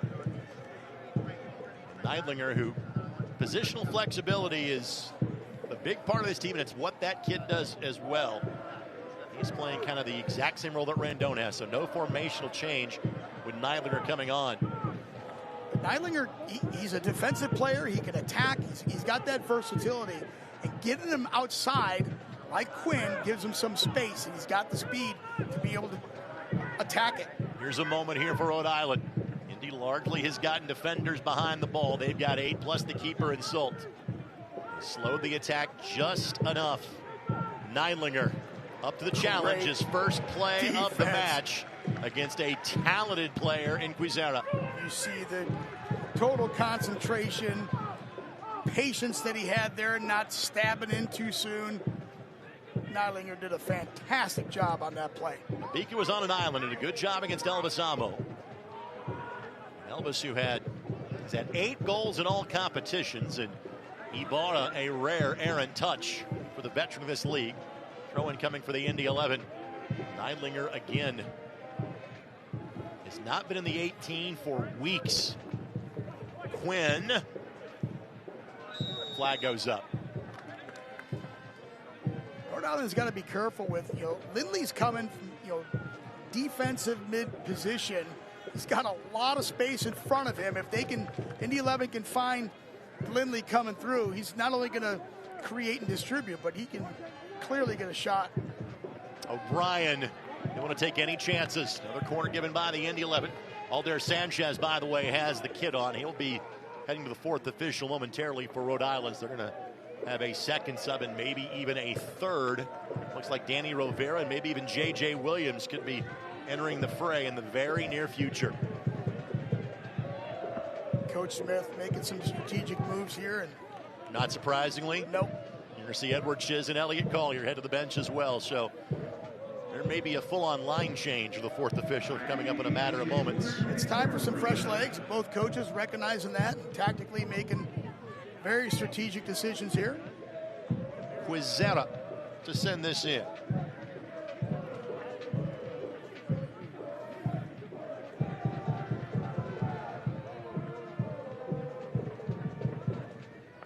Swinger. Back post, and Salt just, well, he doesn't have to jump very far at his height to see the crossbar, but just shepherds that one over. He can touch it.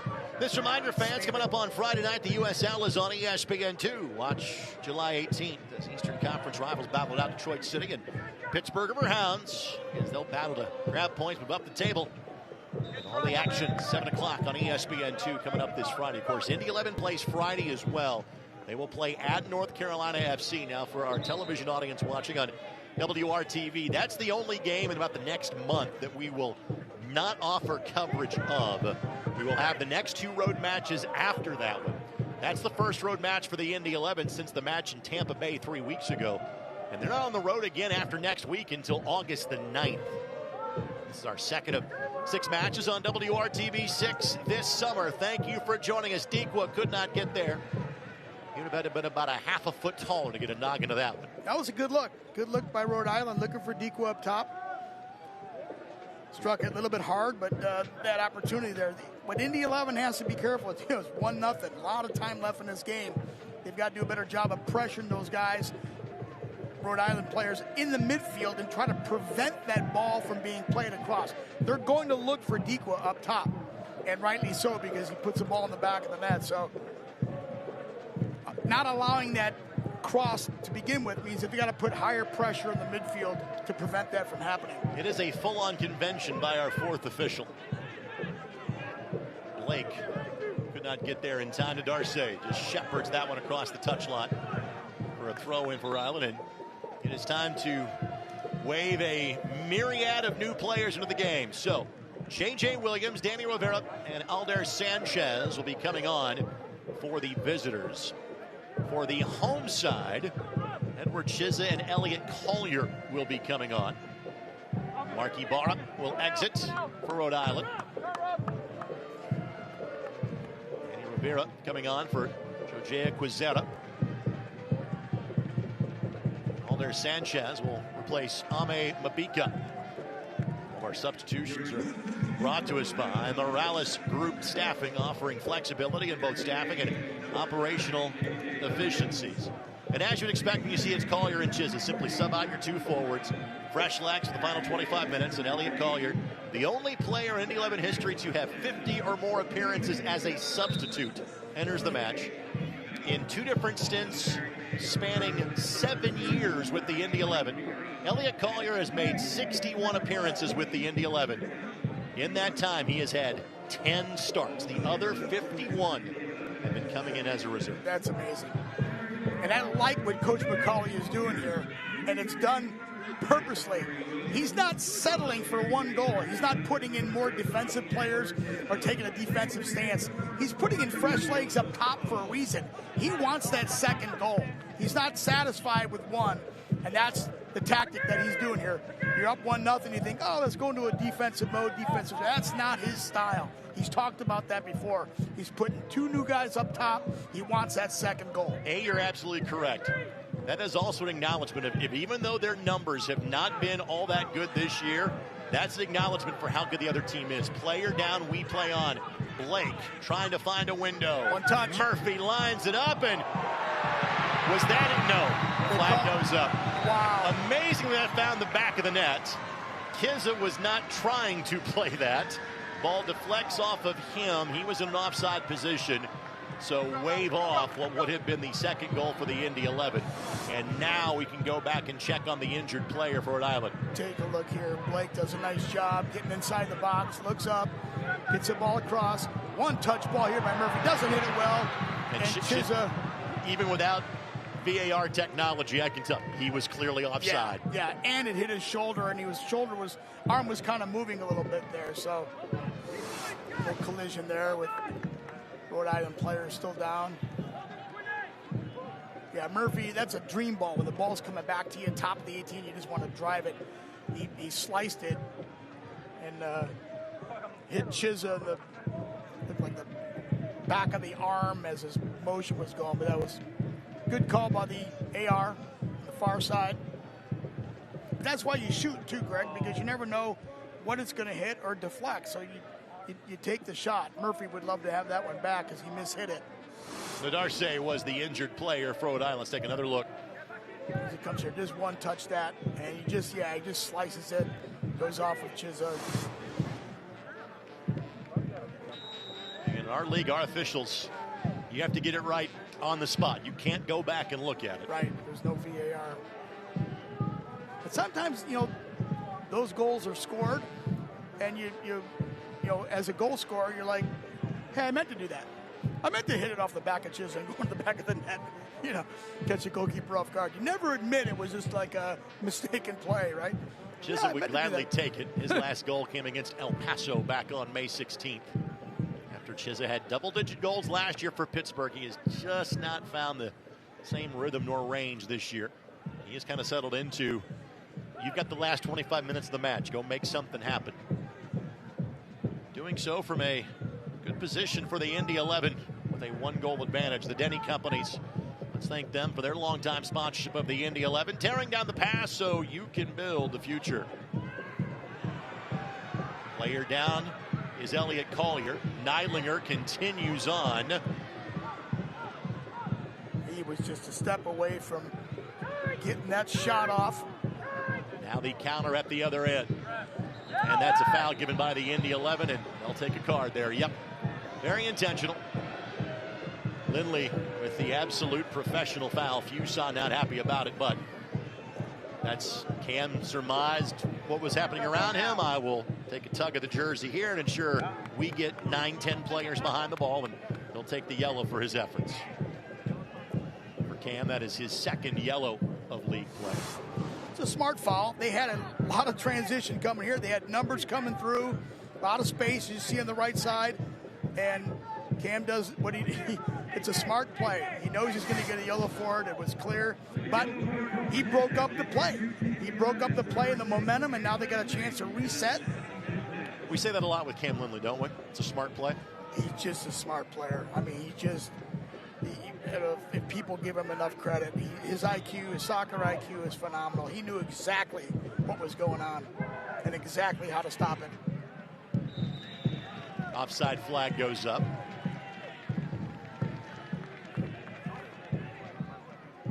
Trying for their second regular season 1-0 home win against Rhode Island in as many tries.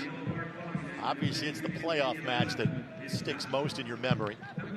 It was the regular season win that gave Indy the home field in that playoff match last year. They finished level on points, but Indy had the head-to-head tiebreaker. Took 4 of possible 6 points between the two teams. Indy will make their debut at Centerville Bank Stadium on September the 13th. Throw-in coming for Indy. One more substitution about to enter here for Rhode Island. It is Bacharach that'll be coming in. Sean McCauley knows him well from Hugo's days in the Minnesota United system. Hugo from Valencia, Spain. So he'll come in here for Rio Hope Gund, and the subs have been dealt at this point for Rhode Island. Our substitutions brought to us by our friends at Morales Group Staffing, offering flexibility in both staffing and operational efficiencies. That went through about 4 different sets of legs before Indy finally had something of a settling touch to it.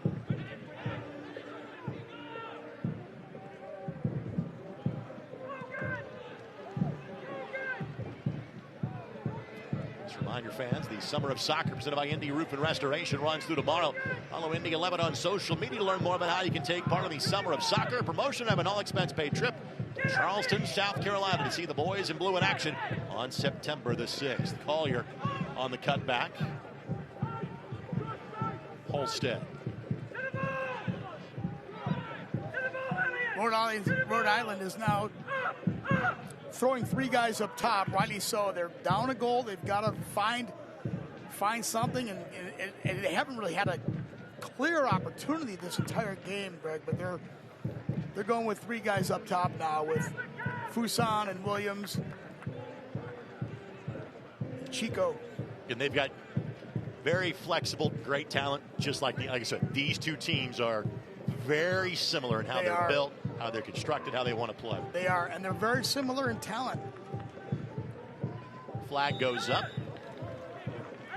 That's a ball that Indy 11 wants. That long ball bypass in the midfield, that's going to be a simple ball. Either pull it up and getting them off sides or winning that 50-50 ball in the air. That ball going over the top for Rhode Island is not going to be effective. They want to keep the ball on the ground. They want to get the 3 guys up top that they have. They're goal scorers. They want to get them involved. They have to have the ball to their feet. They're not looking for a long ball over the top. If they continue to do that, Indy 11 is just going to swallow that up and handle that no problem. So Rhode Island's got to do a better job of connecting with those guys up top to their feet. Blake just a bit behind Collier, but Quinn kept it alive, and Rodriguez gets in the way. Sloppy balls out of the back from Rhode Island. Again, that ball is not going to work. They're looking to get over the defense, into the top. Flag stays down. Collier slides it forward. Chisa goes to ground and close.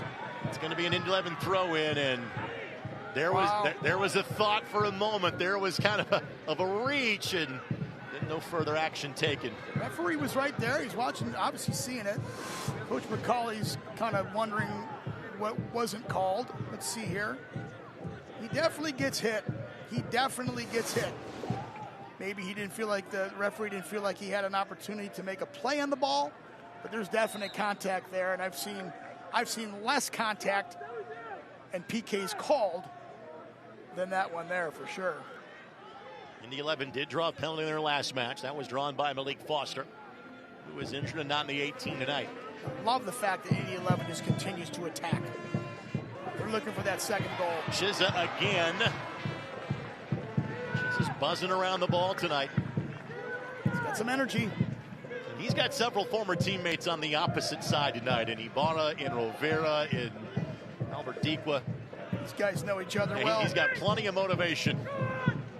And again, the work rate has not been the issue for him. It's just converting the opportunities. As an attacking player, Fuson ends up playing this one off of Hayden White. Plays it right back off of Fuson.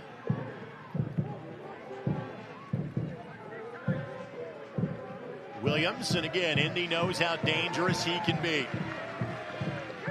JJ has been fantastic wherever he has been in this league. We've seen him in Birmingham, Tulsa, Tampa Bay. And played his college soccer at the University of Kentucky. You see Salt there, Greg, just making a great read on that play coming out. He hasn't had a lot to do tonight, but those types of saves and those types of plays, he comes out strong, on the ground, hangs onto the ball, keeps possession. Able to play this one off of Rovera. Great stuff by Salt. Again, makes it look simple, but those types of plays, those quick decision-making plays that he has.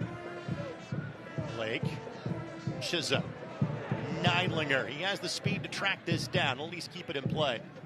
Takes one quick glance of the action and steers it in. And frankly, a neutral ball is a win right now for the Indy 11 here in minute number 82. Of course, this match is brought to us by the Keystone Group, specializing in transformational developments, construction, management, and investments. Indy trying to find their home form. It has been better as of late. Wins against Pittsburgh, Monterey Bay in league play. Shootout win against the Birmingham Legion 2 weeks earlier.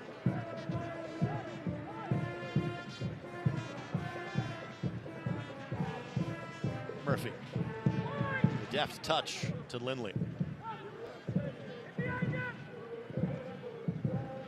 O'Brien, Neidlinger keeps it in play, but did not hit that with the touch he had hoped for. Quick restart by Lee. Ball in behind the defense, outside. Neidlinger brings it back across. Maxi Rodriguez plays this ball forward. This is Sanchez, his first touch of the match. Good looking ball here, but Hunter Salt read that the entire way. And good transition there by Rhode Island. They had 5 guys in the box looking for the other end of that ball. So they're clearly moving forward in numbers. Can they connect? Central Indiana Ford Dealers, a proud sponsor of Indy 11 Soccer.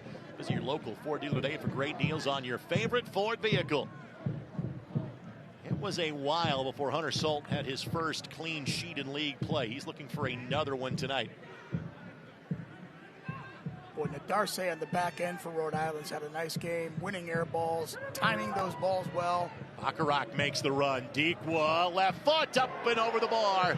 Salt did not get a finger on it, but frankly, that is the best opportunity of the match for Rhode Island. It comes in the 84th minute. No question. I mean, you see how explosive Diqua can be. Gets in, left-footed, just gets underneath it a little bit. That is by far the best opportunity that Rhode Island has had. That goes on frame. That's really going to challenge Salt. So Hugo Bacharach is from Spain, but yet in 2023, he was in Bloomington, Indiana, playing for the Indiana Hoosiers. Had 4 goals and 4 assists in 20 matches playing for Todd Yeagley. He was chatting up Finn McRobb before the match because those two were teammates in Minnesota with Minnesota United 2 a season ago, and Finn is about to make his way to the fourth official, and looks like he and Pat Hogan will be the subs that will be brought on to finish out the match tonight. So no Oliver Bernegas, no Reese Charles Cook for the Indy. Island through the midfield up top. He's going to get some fresh legs in the back. Another brilliant move by Coach McCauley. This one not done yet. And Rhode Island equalized in the regular season meeting late last July. That was on home soil.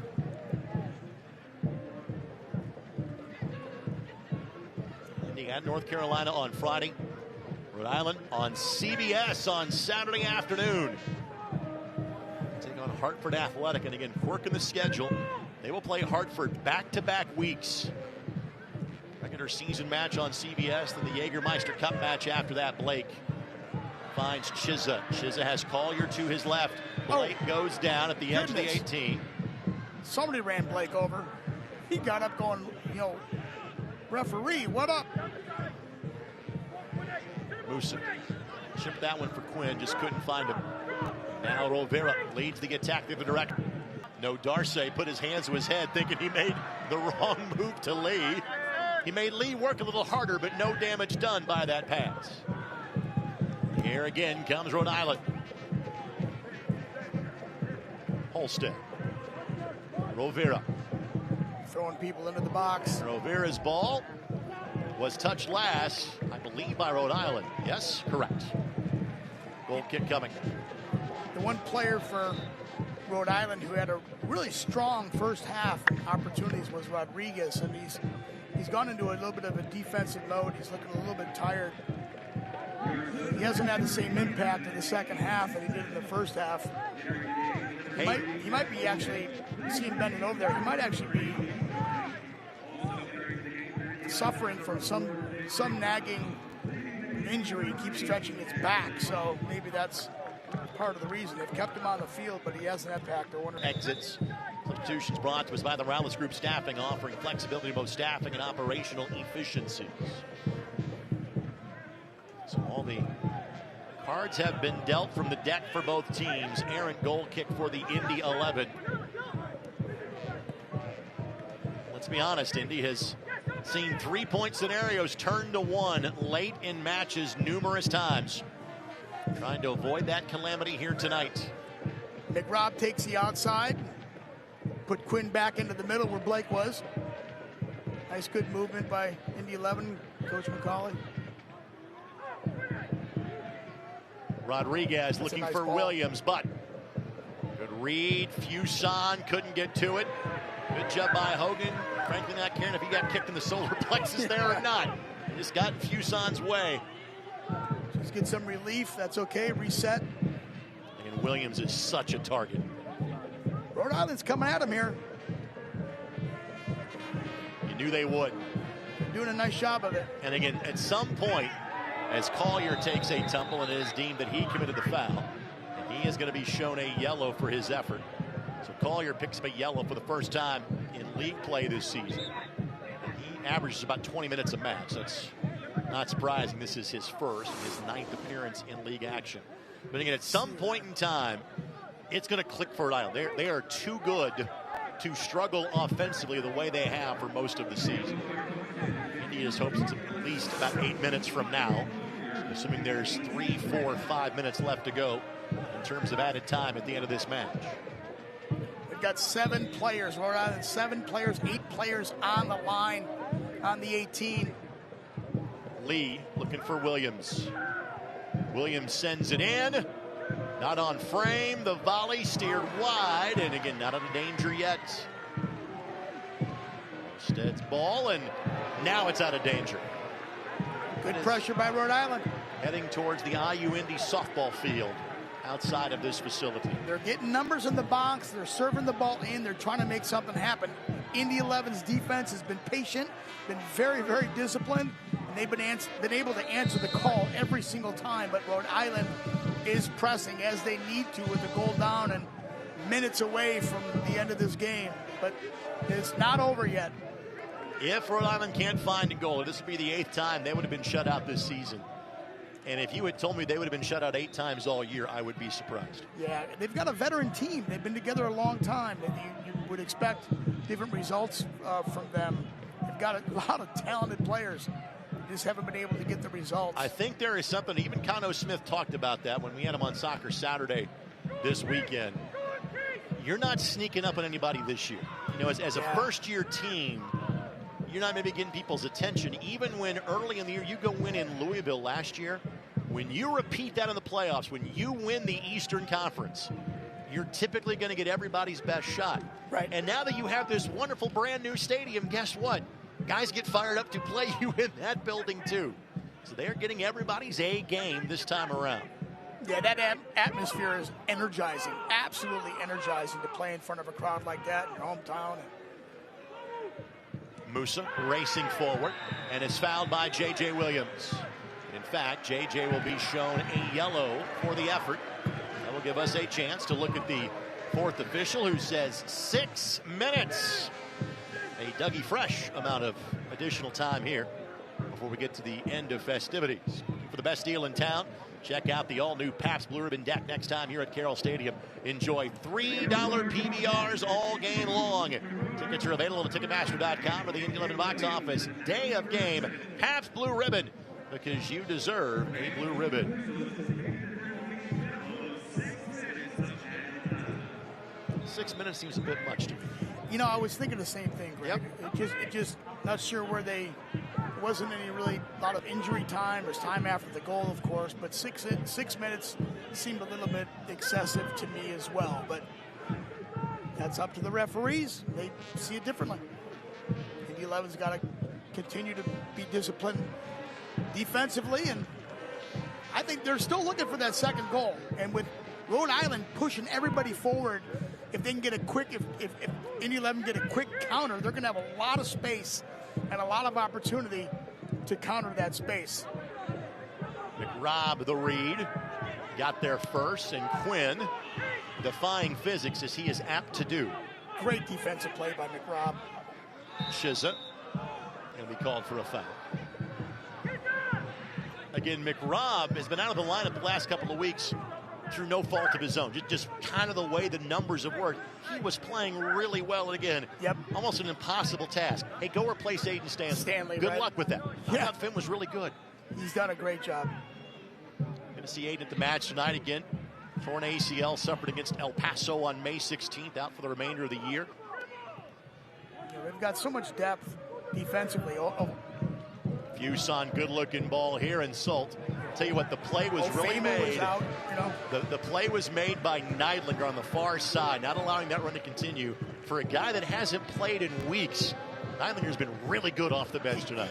It's so impressive because he plays like, he hasn't really missed a beat. He fits right in. He's not, he plays like a veteran player. And he's 19. Yeah, it's remarkable. So he is, he's not only come into the game, he's had an impact on this game. And when you have an impact on the game, when you haven't played in a while and you're just coming in fresh like that, he's done a fantastic job tonight. Really impressed with him. Giveaway by Bacharach. Throw in coming for the Indy 11. That's why Coach McCulley's got him on the outside, because he can defend, he can attack Neidlinger. I mean, he's so versatile, and he's got that pace as well, and he knows how to read the play and anticipate. So, well, this one's certainly a 6-pointer, right on straddling the playoff line. Indy came into the match in 8th. As it stands now, they would bump up to 5th in the league table, but this one far from over just yet. Williams goes flying. Great read by O'Brien. Murphy punts this one the other end of the park, and again, Shiz is offside. But you can live with that mistake. Playing defense here for the Indy 11. This result holds as well. Rhode Island falls to 10th in the league standings. Had Rhode Island put this type of a press and pressure, and not done yet, but a foul called here against Fuson. Had they done this throughout the game, might have created a little bit more. But again, they're going down the middle. They're looking for that longer ball down the middle, getting that ball wide, trying to open up Indy 11's defense a little bit. Indy 11's not having it coming down the middle. It's been pretty simple defense for them. But Rhode Island's continuing to throw numbers up. They just have not gotten a quality shot on goal the entire evening against Salt. And that's credit Indy 11's defense. How compact are the standings in the East, other than, say, Louisville and Charleston, who are seemingly unequivocally, as Hunter Salt gets shown a yellow for time wasting? Again, Louisville and Charleston are kind of set aside from everybody else in the league. If this result holds, and if Indy can go to Cary next week, as that foul is going to be called against Rhode Island, and get a win, Indy would be fourth in the standings. Right. I mean, and they have been outside of the playoff line for a good chunk of this season. A couple of games ago. Right. That's how quickly it can change. That's how compact that middle of the pack in the Eastern Conference really is. And 2-3 game wins, I mean, you're back in the hunt. You're back in, Louisville and Charleston are, flying by everybody, but there's plenty of room just below them, and Indy 11's knocking on that door. And again, I'll go back to what Rhode Island did last November. That's what made what they accomplished last year all the more special. Yeah. They went to both those places and won. Could be campfire time for the Indy 11, trying to get this one to the corner flag. Collier goes for Chizza. Chizza trying to line it up. Chizza left foot, couldn't get it through, but now here's the corner for the Indy 11, where you can step on it and watch the sands of the hourglass start to fly through from the Indy perspective. Lee does a great job covering that near post on this shot. Collier gets through. Chizza, bad angle, but look at the foot of Lee that's going to the far post. Great reflex, great save by Lee. Collier will step on it. Tried to play it off a Rhode Island player, instead sends to Lee. They'll have one final push. Rhode Island. As you watch the ball, we'll watch our referee. See how quickly he glances at his wristwatch. Seconds left to go in this one. Lee sends it in. No whistle given just yet. Ball plays off of Lindley Williams. We'll get there. Last look for Rhode Island. On the cross, O'Brien gets a touch. That will be a throw-in. But again, Indy is asking for this one to be over with. 20 seconds past 6 minutes. Sean McCauley getting an explanation. Rhode Island will know this is their last opportunity. They'll send everybody not named Lee into the 18. Everybody's in the box. And frankly, I'd send him in too. The throw. Volley down. Left-footed shot doesn't get through. We play on. That's it. Lindley gets the clearance, and the Indy 11 get all 3 points. Indy defeats last year's Eastern Conference champion in Rhode Island FC. 1 goal tonight coming from Romario Williams. That was enough. Lindley gave everything he had as he's enveloped by both teammates and smoke. The Indy 11 now 5th in the table. They began the game in 8th. The final score this evening, Indy 11 1 and Rhode Island FC 0. Stay tuned, post-game coverage on WRTV and ESPN Plus. In our extended post-game show, you'll hear from the goal scorer, Romario Williams, and Indy native Logan Neidlinger. There was just 1 goal in the match, and here it was. Service from Aiden Quinn, his 6th assist of the season. Romario Williams' 4th goal means 3 points for the Indy 11. Every place has a purpose, and the people who inhabit those places have their own reasons for being there. The last thing on their minds should be concerns about the safety of the places they're in. When it comes to security and safety for all the places that matter, Dormakaba offers a seamless flow of integrated solutions that allow people to move securely about their daily lives. Because the places that matter to you matter to us. It's very true that it takes a village to raise a child. And when it comes to my healthcare village at Community Health Network, it's all nestled right in my phone. Accessing healthcare is the ability to be connected with your provider and ask a question when you need it. I feel like when I'm meeting with a community nurse practitioner or doctor, they're tuned in to what is going on with me and the way that they can serve me best. Stand by me. Find it. Try it. Paint it.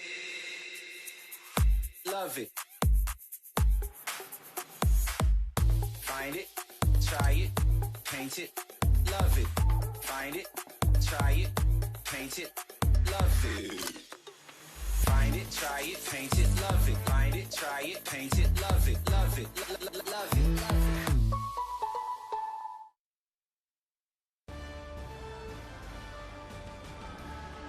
Cano Smith, Romario Williams catching up at the end of this one. The Indy 11 get a little space between they and last year's Eastern Conference champs with their 1-0 victory. Romario Williams, the only goal of the match. Let's get to our securing the win moment. It is brought to us by Allegiant. And again, Romario Williams came here really right before the Rhode Island match last year. It seems he has kind of found his footing for the first time with this team. Yeah, and that play is just a great build-up. Lindley to Blake, Blake to Quinn, Quinn across, and Williams just gets on the other end of it. One touch, simple goal. Great goal. I love what I am seeing there. They're going to have Shelby Gilmore, who has been basically kind of the team director of operations. She is going to lead the handshake line around the Brickyard Battalion, and the reason being this is her last match with the Indy 11. She is going to go. This is her last home match. She's going to go start working for Racing Louisville in the NWSL, and so she is getting the proper send-off from Coach McCauley, the staff, and the Brickyard Battalion. Love that we give her the recognition that she so richly deserves at the end of this match. Fantastic. Time now for our Schleg lockdown play of the game. And again, Logan Neidlinger had been in mothballs for seemingly the last few weeks. He was activated early in the second half, and I thought the 19-year-old from Roncalli High School was tremendous. He came in so. Look at his patience here. Look at his discipline. And just does not give up control of that ball. Shields the ball away, delivers it out. This is just textbook defending. I mean, absolutely as professional as you can get. Just does a phenomenal job, and just what a fun player to watch, and a young talent. So for our fans on net, and it'll be a guest of ours in the post-game show, as will goal scorer Mario Williams and the head coach of the Indy 11 in Sean McCauley. 3 more points at home, back-to-back home wins for the Indy 11 in league play. 1-0 over Rhode Island FC. This copyrighted telecast of the United Soccer League cannot be retransmitted, rebroadcast, or reproduced without the express written consent of the United Soccer League.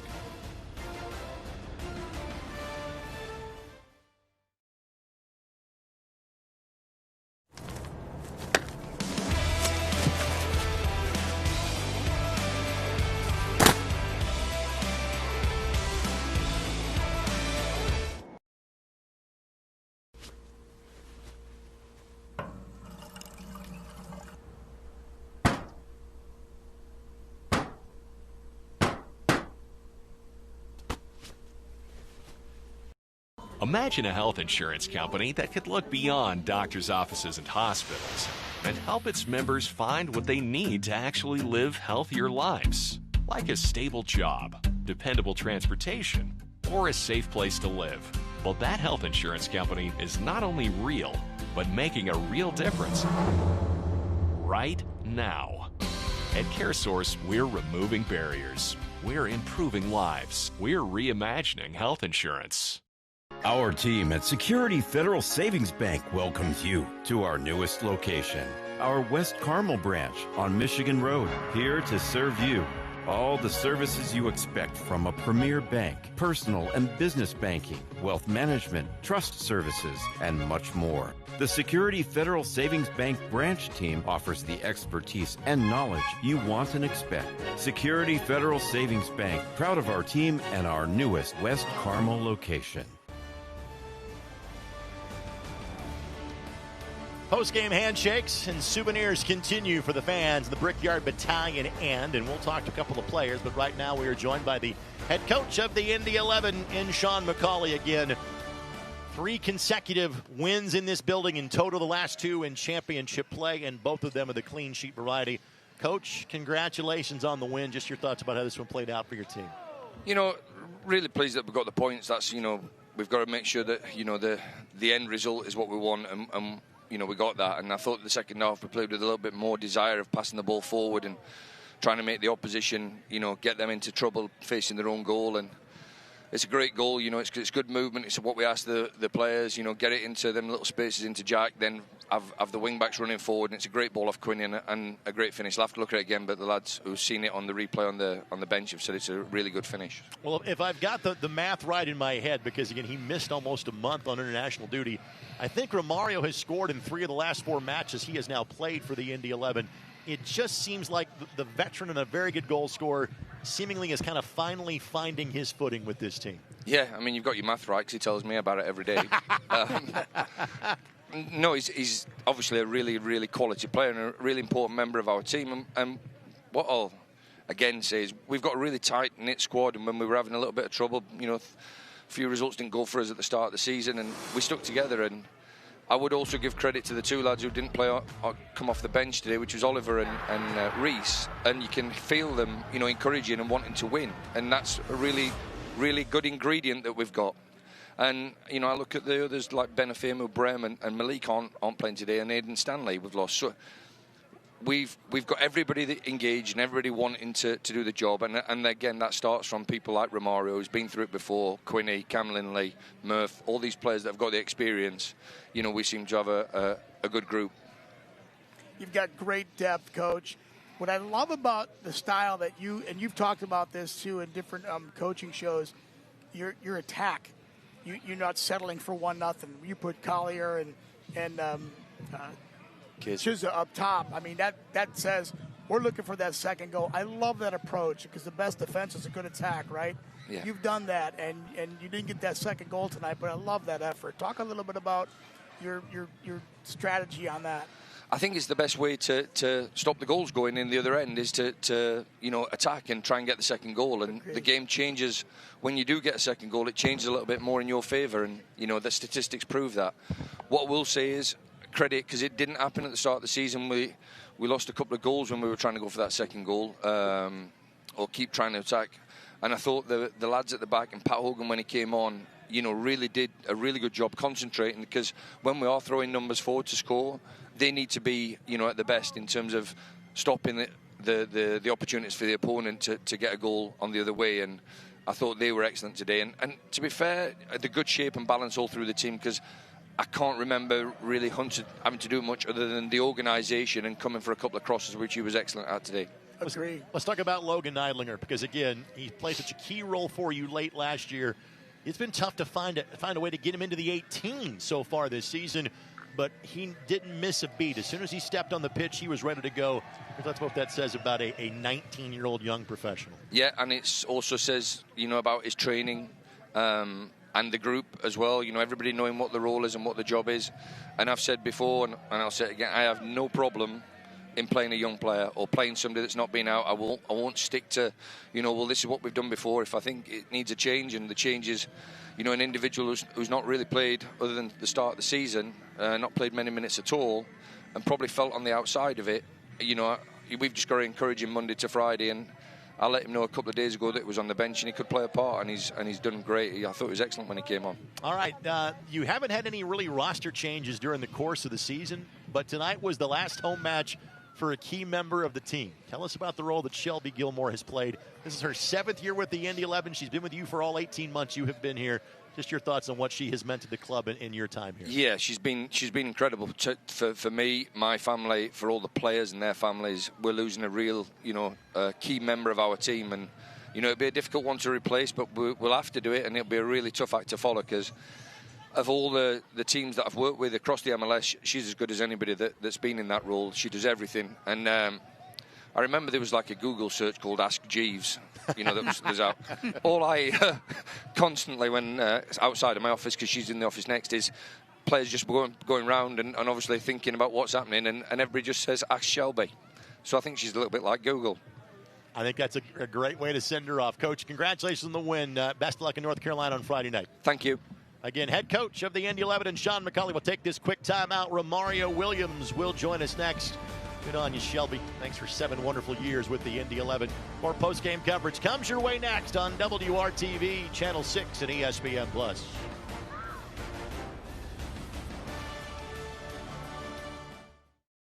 Our team at Security Federal Savings Bank welcomes you to our newest location, our West Carmel branch on Michigan Road, here to serve you. All the services you expect from a premier bank, personal and business banking, wealth management, trust services, and much more. The Security Federal Savings Bank branch team offers the expertise and knowledge you want and expect. Security Federal Savings Bank, proud of our team and our newest West Carmel location.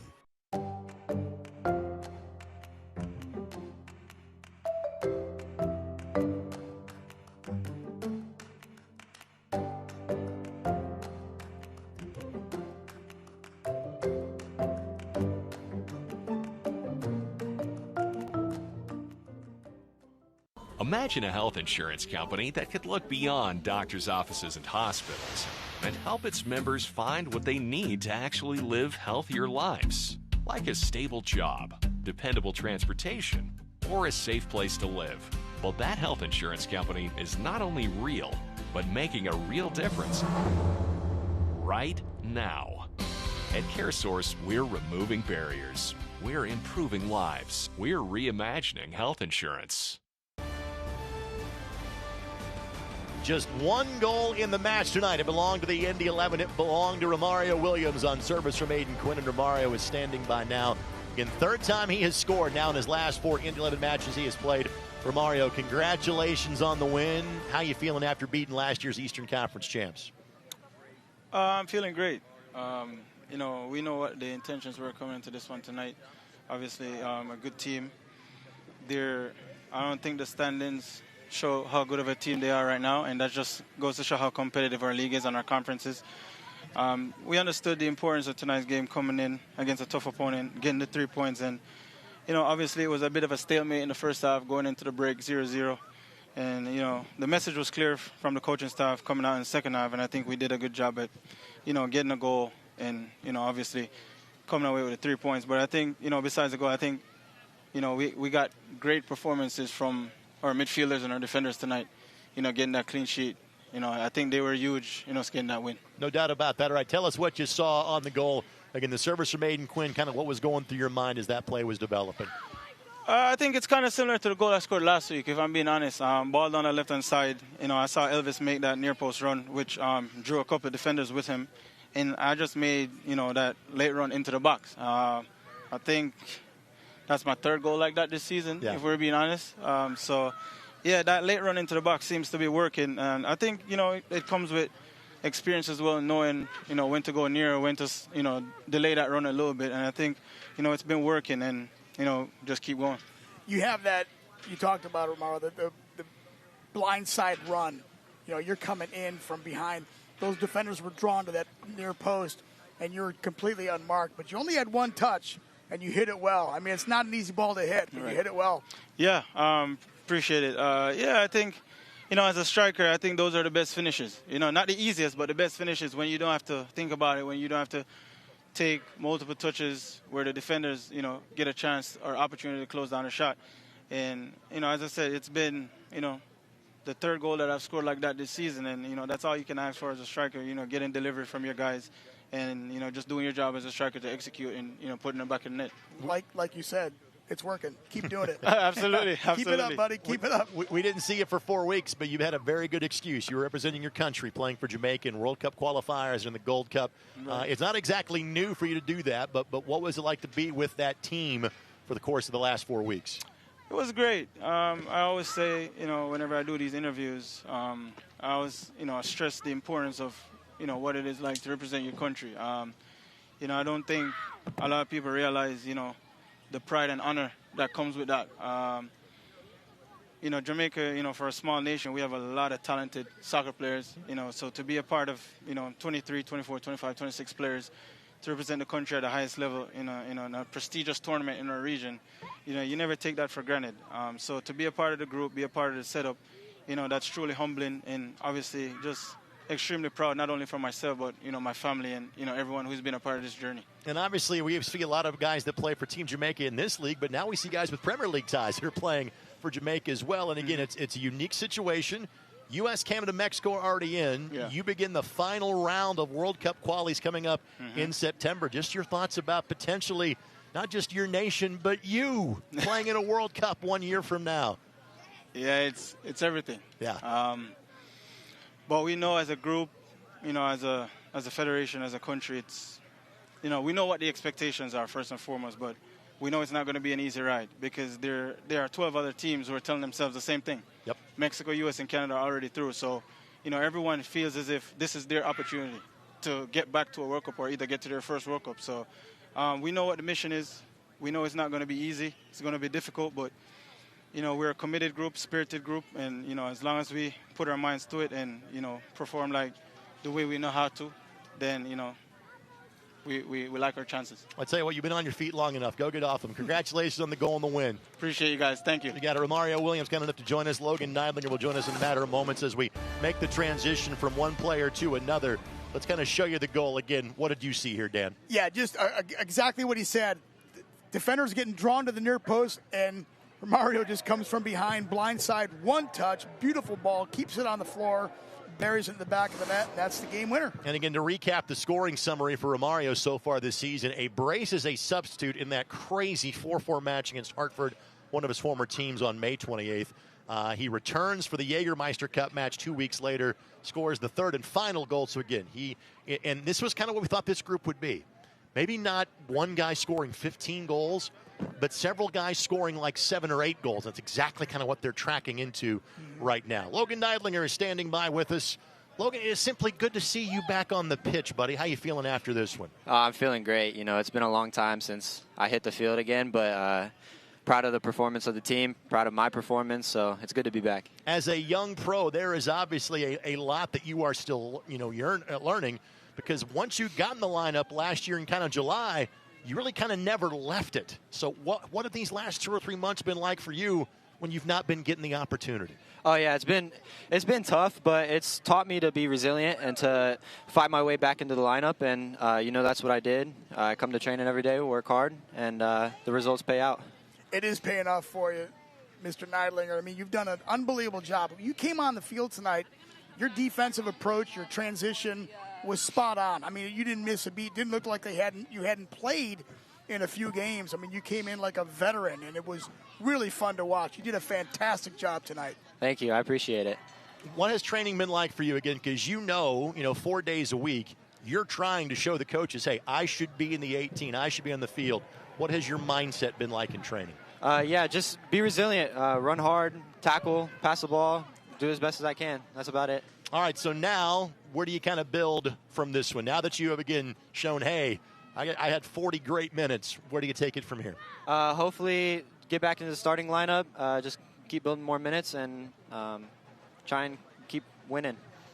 That's a good thing for everybody involved. We'll let you go enjoy, buddy. Thanks for the time. Thank you. I appreciate it. Congrats. Logan Neidlinger, again, joining us. That'll conclude us for our post-match interviews, coach and players this evening. Stay tuned. More post-game coverage comes your way next as you're watching Indy 11 Soccer on WRTV, Channel 6.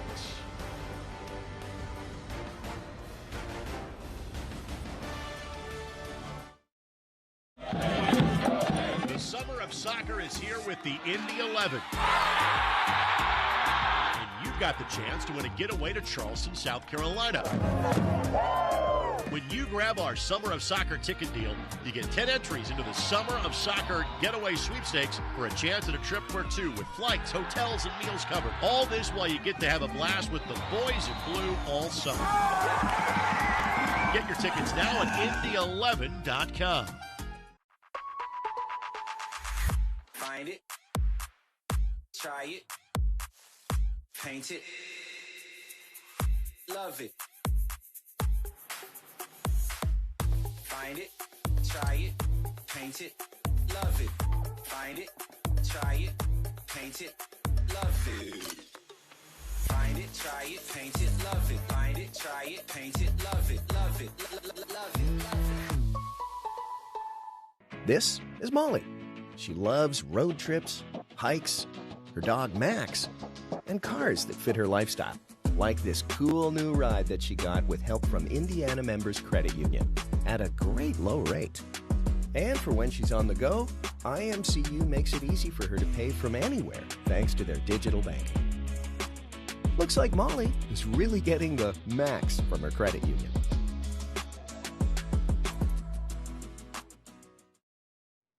you. Okay? Points 3, you will, or something like that.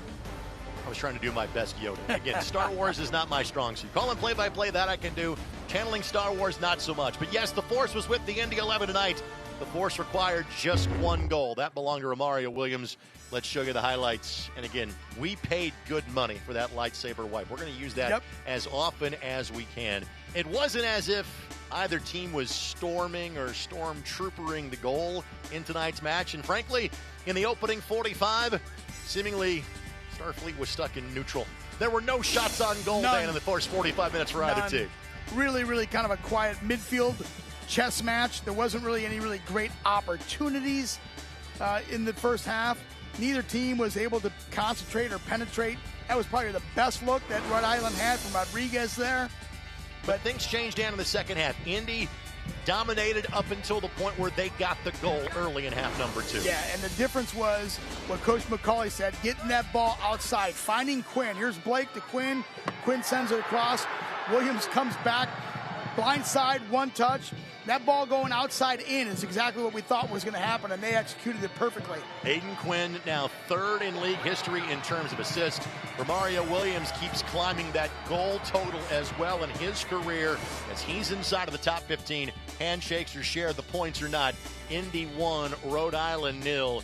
And now let's talk about what kind of Sean talked about in his post-match interview. Hey, listen, in those previous games when we have been going for a second goal, we've left some openings at the back. Yes. They didn't do that tonight. How did they get it done defensively once Rhode Island was chasing the game? You're looking at the screen here. 0 shots on goal. Yeah. That's unbelievable, right? They stayed defensively. They stayed disciplined. They stayed in form. They stayed connected. They were communicating. And with Rhode Island sending the ball kind of over the top, Indy 11 was able to manage that no problem. At the end of the second half, Rhode Island started throwing guys forward, and there was a lot of action going on, a lot of people in the box, and they started getting the ball outside in, which was a little bit more dangerous, but they couldn't connect. Indy 11's defense was phenomenal. Hunter Salt had, very little to do, but he came up big when he needed to.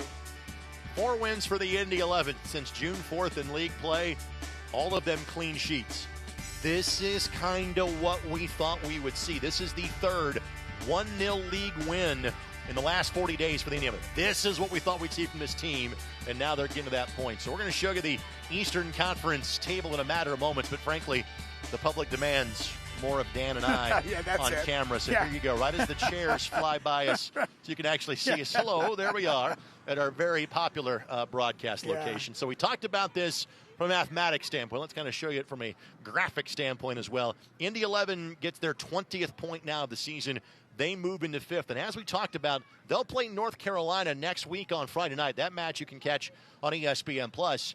If Indy wins that one on the road, which they've had wins in North Carolina before, all of a sudden you go from being on the playoff bubble to being in line to host a playoff match again. There's a lot of season left to go. Literally tonight is the halfway marker of the year at 15.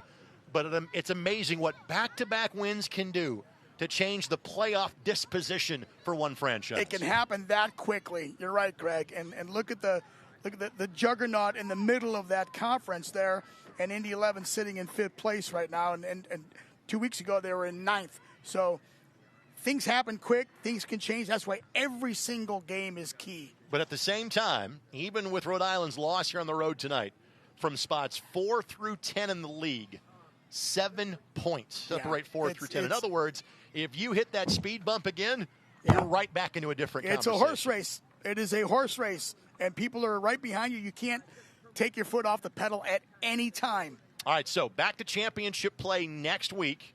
That is against North Carolina. Then in 2 weeks, when the Indy 11 are next at home, a match you can see here on WRTV Channel 6, it'll be Jaggermeister Cup time. Now, Birmingham second in the table. They will play Forward Madison on the Friday night before Indy plays host to Tulsa. And again, we may see a rotated Tulsa squad knowing they can advance out of the group. If Birmingham were to only get a point or no points on Friday night, then Indy knows they are through. And as we talked about at halftime of the match, the draw for the Jaggermeister Cup is next Friday, July 18th, 9 a.m. CBS Sports Galazzo Network. Here's the upcoming schedule for the Indy 11. Again, on the road on Friday night at North Carolina. And I said ESPN Plus, my apologies. That's going to be on Galazzo coming up on Friday night. Then it is back home for matches on the 26th and 2nd. You can watch those on WRTV. Guess what? You can see matches on August 9th and August 16th. Road telecasts for those matchups as well. And then back home for Miami on August 23rd. Even though the official summer of soccer ended tonight, a lot of home traffic over the next few weeks for the Indy 11. Dan, quick final thoughts on this. Great game. I mean, the second half changed the game, changed the complexity. Great win for Indy 11.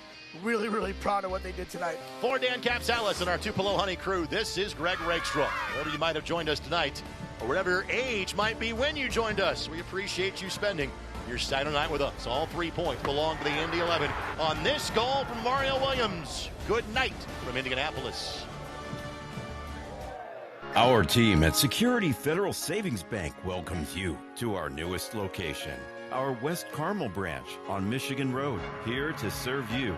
All the services you expect from a premier bank, personal and business banking, wealth management, trust services, and much more. The Security Federal Savings Bank branch team offers the expertise and knowledge you want and expect. Security Federal Savings Bank, proud of our team and our newest West Carmel location.